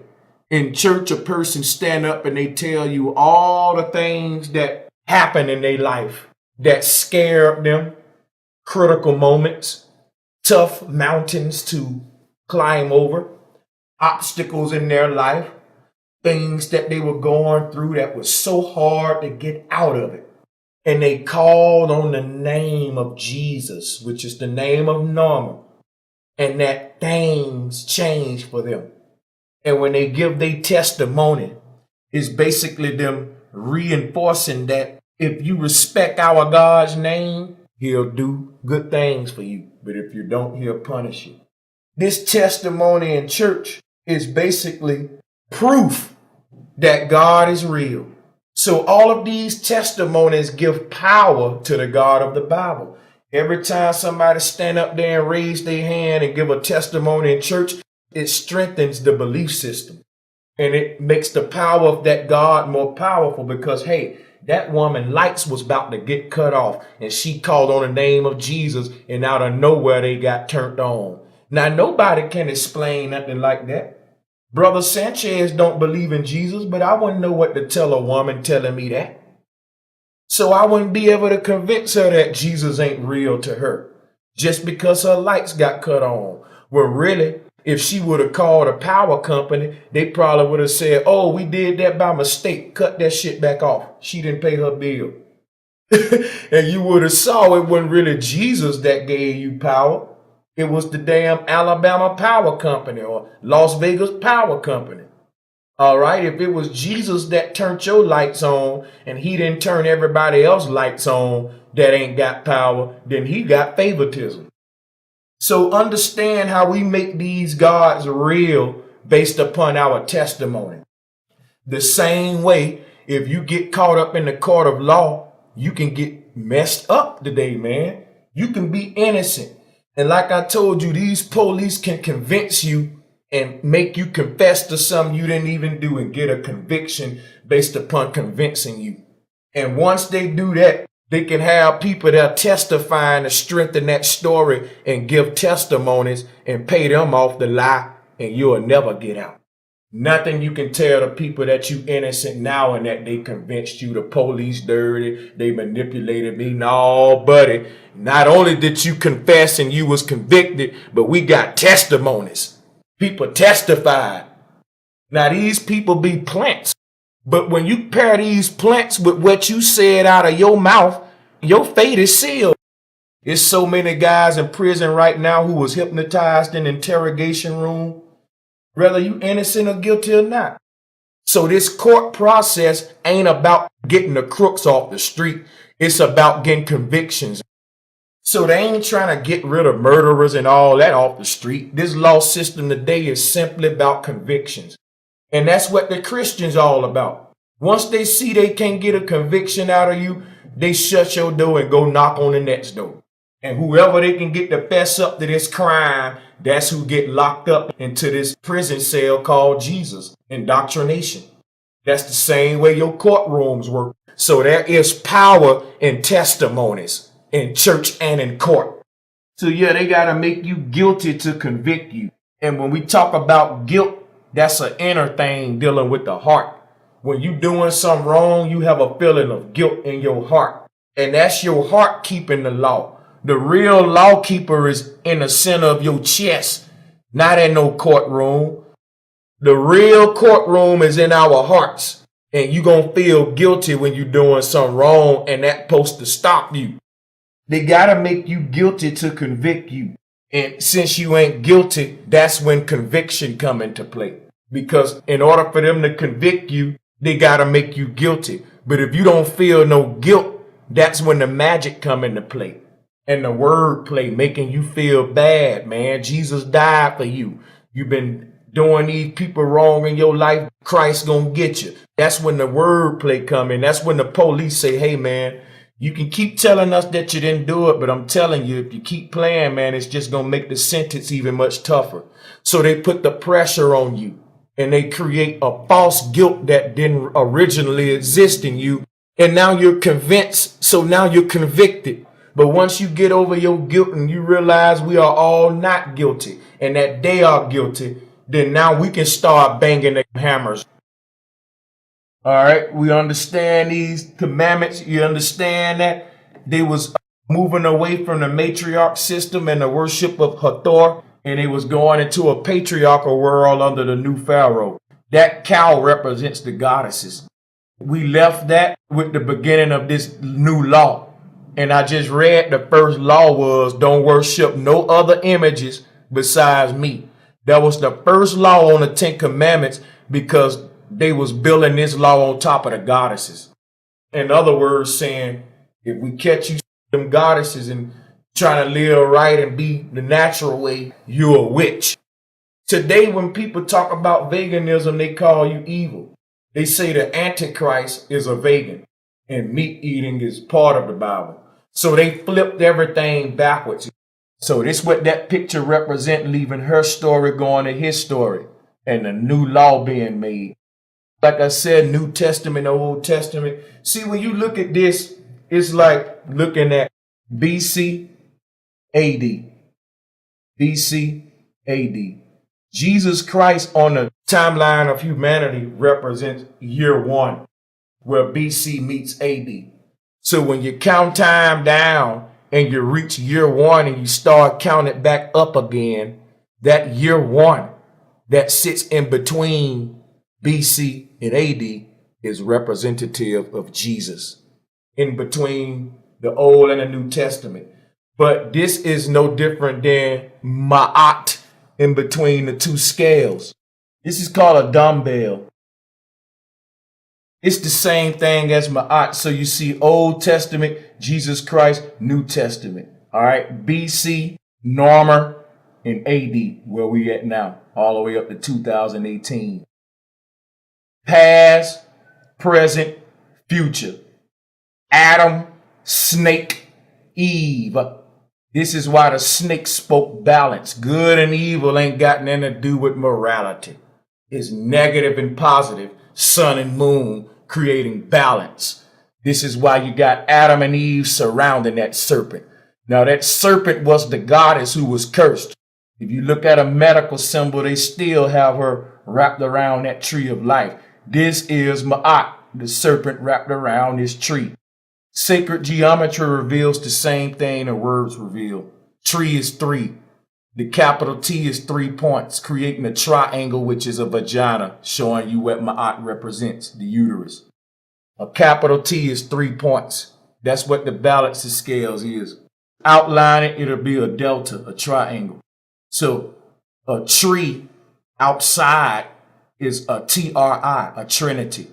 Trunk, branches, roots.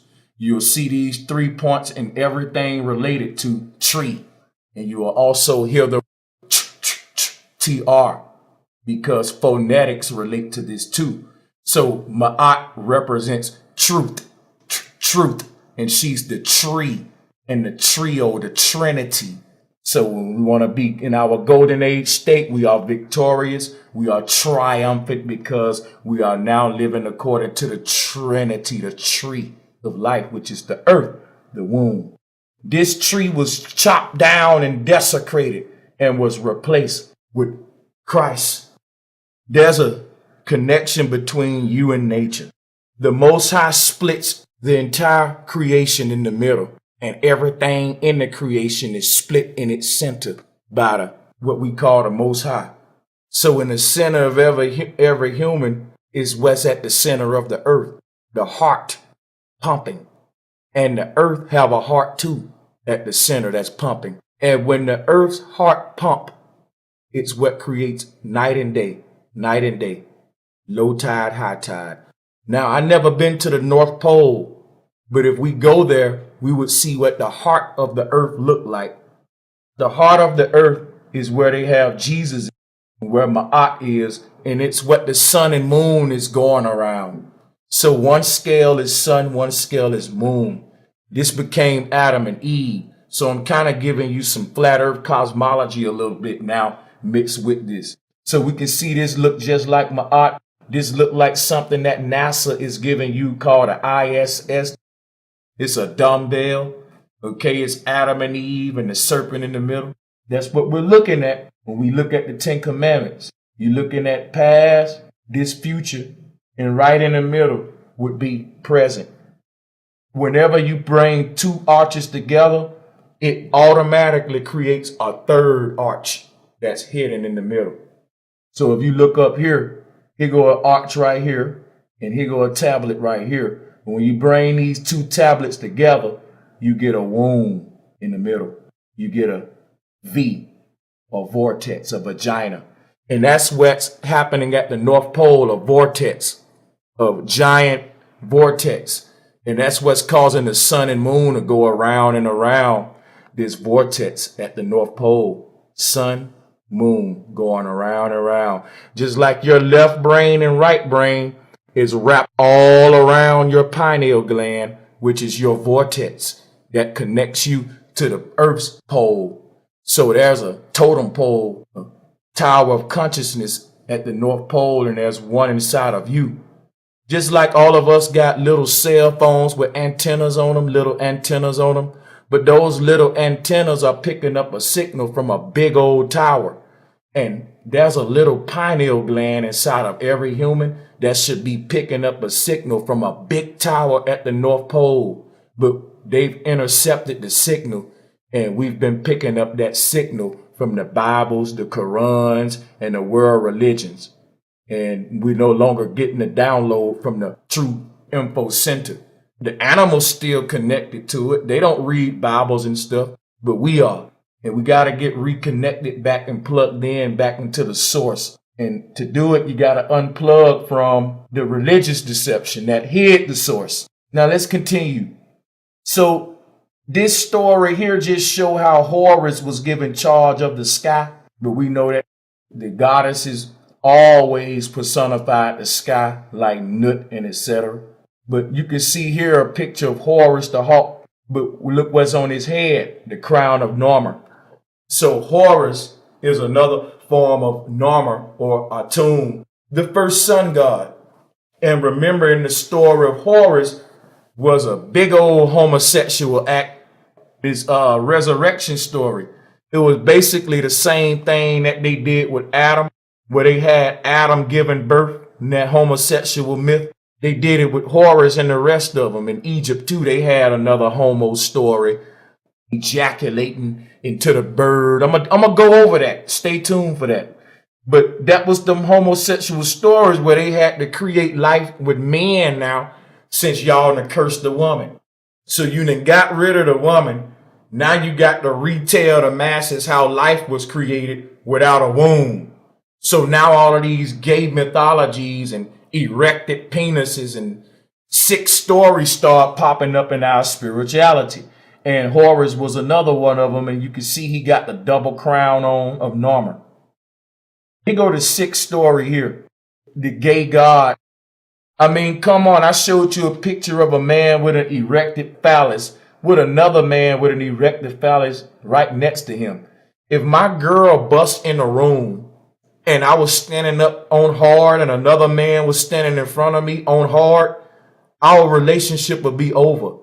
And you comedic scholars wouldn't be able to explain shit to her. That's gay. So if you see these kind of carvings in Kemet, you better believe homosexuality was prevalent there, especially when the pharaoh was wearing more makeup than his damn woman. These comedic scholars don't want you to know that because they making money selling these damn ankhs and all of this symbolism. They making their money off it. Most of them gay. Most of them black Greeks. And for you to be a comedic scholar, you got to take an oath. I'm going to get into that later. We got to work our way up this Herstory, the Hisstory series. Here is another sick story. I told you earlier how they put a womb on Adam's rib. Since you done got rid of the female in the womb and cursed her, now you got to put a vagina on the man so he can give birth to the damn woman with your backwards ass. Excuse me, y'all. So here go another backwards ass story of these male patriarchal gods putting a womb on their body so they can give birth. So Adam had his vagina on his rib, and here goes Zeus. They just put heels on his head, and he gave birth to his wife and his children out of his damn top of his head. They telling you what they want to do in the future. They already giving men hormones to change their body into women bodies. Now they just gonna start sewing pussies on them. All of this stuff happened in mythology first before it happened in reality. They was putting makeup and titties on all of them male gods when they overthrew the women and making she-male looking gods. Now when you go around the world today, you see all of these she-males walking around, some of them looking better than your woman because they got them on pills and all of this shit, transforming them. Just like they was transforming these gods before that. Before they had the technology to do that, literally, they had to make the ideal possible in your damn mind. The first gods was damn she-males. They was male gods that looked like they was women and had breasts and stuff. Look at the Baphomet is another one. The Baphomet is a form of Pan or Norma. And I'm going to show you what I mean in a minute. They had to put the wombs on the male gods, man, so they can have a vagina to give birth. This god gave birth out of his head. Now, if they would have had the womb on the man phallus, that would have been a dead giveaway. So they had to put the womb on the rib cage of Adam, and for him, they had to put heels on the head. Now, in future, when surgery step its game up and they start really taking this trans movement to the next level, I wouldn't put it past them that they're going to try to start putting wombs on men, just like you see in this picture, because it's already conceived in their sick minds. Here's the Baphomet. Now, this is a form of a god that we call Pan. There was a god called Pan, and all of your black fraternities worship the god Pan or Baphomet. This is why all of your black fraternities are under the Pan-Hellenic Council. Just look up National Pan-Hellenic Council, and this is the bottom barrier of your world control, your sororities, your fraternities. These are your crisis actors. You ain't gonna get to them big wigs unless you go through your daughters, your sons who are leaving your house pledging Kappa, pledging A Phi A, pledging Masons. These are the ones who are right there in between us and us getting to where we need to go. These are the Marines, the sellouts for the goddamn royal families. And they're all under the National Pan-Hellenic Conference. Everybody that's somebody in your world is part of this council, especially all of your Kemetic scholars, most of your Hebrew Israelites, most of these men like Dr. Benz, and you name me a Greek master teacher who get respect, even some of my favorite ones, and they all took an oath. They all joined a Greek fraternity. I didn't, but it's all taking an oath and adopting a belief system of control. So you're going to love your loved ones, but that's how they keep it going. They use the people you love to do the work for them. If the martial law took place, it'll be your children knocking your door down. Why? Because money, control, and God we trust, that paper dollar. That's how they do it. That's how they've always done it. So this god Pan is another form of Narmer. Earlier I showed you that this god Zeus Ammon is also the god Zeus giving birth to his wife. The story of Zeus is just the same story of Adam. Remember, Adam gave birth to his wife. These are backwards ass stories, y'all. They've been telling it over and over in different forms. So the story of Adam is the story of Zeus. Atum is Zeus, Narmer, Man, Pan. And Zeus became Zeus Ammon, this god I just showed you right here. Now Zeus Ammon became Pan. You see him with his horns on his head? That's Zeus Ammon. That's Narmer. Now look at his erected cock. Look at his phallus hanging out. Don't that look familiar? He blowing a flute because he was a god of music. But he got an erected phallus. And again, this is Narmer. This is Zeus Ammon. When I talked about Zeus Ammon and Osiris with this erected phallus, I'm telling you, this the same God. Earlier, we talked about the fake beard. You see him with the fake beard right here. You see him with his one hand raised, fake beard, one hand raised, and an erected cock. We know right there we dealing with Narmer or Menes. Now look at the thumbnail in front of you. Look in the bottom left corner. We see the same parallels. One hand raised, a fake beard, and an erected cock. You see that right there? That's Narmer. You see it right here, but they calling him Osiris. It's the same story they keep telling of this same unified God. You see them parallels there? This Zeus is Zeus Ammon. You see his horns up there on his head. This is Narmer, Menes, Man, Atum, the god Pan. Here he go with his horns. And here he go with his erection. This is why we say the word horny. It was the horn gods who was horny. They had the erection. So because we talking about fertility, resurrection, rise, erection. But for the first time, you had the man personifying resurrection, when really the man is a result of resurrection that the womb is responsible for. The womb is what resurrects us. The womb is what put together the pieces of Osar. If you know the story when his body got chopped up, that's what happened when we die. We decompose, but we reincarnate through a womb. It's the womb that remember us. Why are you saying remember, bro Sanchez? Because they told you that the body of Osar was dismembered. If I dismember you, I chop up all your body parts and then you die. But when people remember you, they put all of your body parts back together in their mind. I can chop you up, but that don't mean you chopped up eternally. Your spirit ain't chopped up, and your spirit gonna continue to give birth to your body over and over again. It remembers who it is.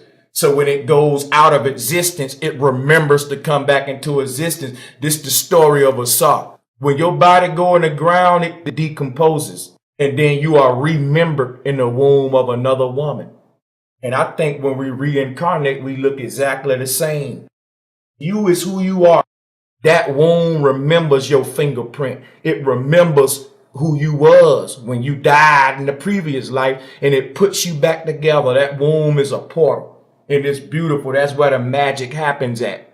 But that womb was hidden from us, and the magic of it was hidden. The ancestors can tell you stuff about the womb that'll blow you away. That womb was now personified under a man. So that womb represents resurrection and fertility. When they took that away, for them to show you resurrection and fertility, the next best thing they can show you when they cursed that womb symbol was just a hard cock. If a man is gonna personify himself as a womb, but he don't have a womb, the next best thing he can give you is his hard cock. And the science today is backwards, because they teaching you that the man carry the egg. They telling you that the sperm is the damn egg, and that you are the sperm, that the child is the sperm. The child ain't the sperm. The child is the damn egg that's in the mama. The sperm ain't nothing but a light spark that activates that consciousness and give it movement and power. A robot is programmed to say shit, to walk, and to light up with different colors. But if you don't put no battery in it, it ain't gonna move. That's what the sperm is, the spark, the electrical discharge. That's why they call it a discharge. It's liquid light. The sperm is spark, is liquid light. And it penetrates the egg, and the light switch comes on. The robot starts to form. That's the power button that activates it. It's part of the person. It's the life spark of the person. But their subconscious, who they already was already in their next mama. The man don't hold an egg, he holds a spark that fertilizes the egg or activate it to tell it, okay, time to manifest your potential. But everything who you are is already in that egg. The spark from the man just tells it to go and manifest, but it's already there. Everything about you is already there in that egg, but it don't get manifested till the man gives the electrical discharge. That's when you manifest, because the man is festering you. And so they have a festival. When you manifest, they have a festival. That's what the man does. He manifests the potential that's already in that egg. And this is a divine role, man. So we should play our role instead of going around saying, oh, we got the eggs in our nutsack. That's what they tried to do with Adam. That's why they put a goddamn vagina on these male gods with they sick ass. And you dumb Negroes walking around, bro, Sanchez, you wrong, because the sperm is the egg. You ain't got no eggs in your nutsack, you fool. A man walking around with eggs in them. I used to go fishing. I never caught a male fish carrying no damn eggs. I'm telling y'all that they reversed the roles in science. They reversed the roles in mythology. So now let me get back on subject. This God that you looking at called Pan with his erected phallus again is Zeus Ammon, and it's this God Osiris, and it's also this first pharaoh Norman. Now let's take a look at man. All right, this God is called Man, M-I-N. He's also called Moon. So the God Man became the God Amin. And we have words like amino acids. All right, so when you say Amin, you're talking about this God here. And at the end of every prayer, you say, Amen. Because they're giving praise to the first pharaoh that established their dynasties. Man, mineral, menstruation, mental. Our man is our moon. And when you say testament, we're talking about the testament of Amen. When you say testament, you're talking about the testes of Amen. This God is Amen. and he swore on his testes to create the New World Order. So when you say amen, you're giving power to his order and his dynasties that still rule over us today. The Bible is separated by the two testaments of Amen, meaning the time before his kingdom and the time after his kingdom is how you get Old Testament and New Testament, BC and AD. Now let's move on. You can see that we're under the testament of Amen, meaning the testes of the Pharaoh, the lineage of the God. And this is what the Baphomet is showing you with the dual serpents on the phallus of the male. When you look at this Baphomet, they straight up places the uterus right there on his phallus area. So when you see these dual serpents, we know that represent the uterus. We know that the line in the middle represent the canal, the line in the middle of the T. That's the canal, the vaginal canal. And the crossroads at the top is where you go to each arm of that uterus. And so another way of writing that is a pole with dual serpents wrapped around it. And that was the symbol of life. And they put the uterus right smack on this male god and gave him a set of boobs. And this is why the Baphomet is a transsexual. This is why they want everybody in this world today to be transsexuals. Don't you know the new standard of beauty is transsexual? And they making this shit sexy of having a plastic booty. Now the goddamn celebrity women doing it. And fake lips in this tranny type look. So when they get you attracted to a real woman that look like that, then they can show you a fake woman that look just like her. You won't care if it's a man, because it's all visual hypnotization. They've already invaded your damn mental when they made you accept the fake shit on a woman and took her natural body parts away. Because a plastic ass don't wobble like a real ass. And like Kendrick Lamar said, I like a little stretch marks.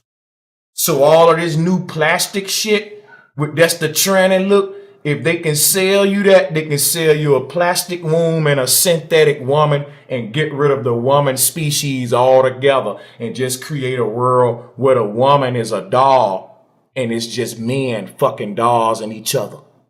That's what they want. So this Baphomet put the uterus on the man and put boobs on the man. If you say that sick is normal today, there's plenty of men out there with boobs and a pussy. They getting the procedure done. There's plenty of Baphomets out there. So the Baphomet represents an ideology. The Baphomet represent the mentality of the sick people who thrusted us into the New World Order. You're under the god called Baphomet right now. His name is Pan. This is an anti-womb type of ideology, societies that pride themselves on being a man's world. So we'll end it on this. And this is when Nut was replaced with the Pharaoh. So if you've been following me for a while, you know that Nut and Geb is a beautiful story of man and woman procreating. And you know, in a lot of the Nut and Geb stories, Geb has an erected phallus that's reaching up into the vagina of his woman. So if you look at Geb, he got an erected phallus, but there's a woman above him, so that's okay. This was pre-corruption, so to speak. Now this was transformed into an erected cock over a male bird.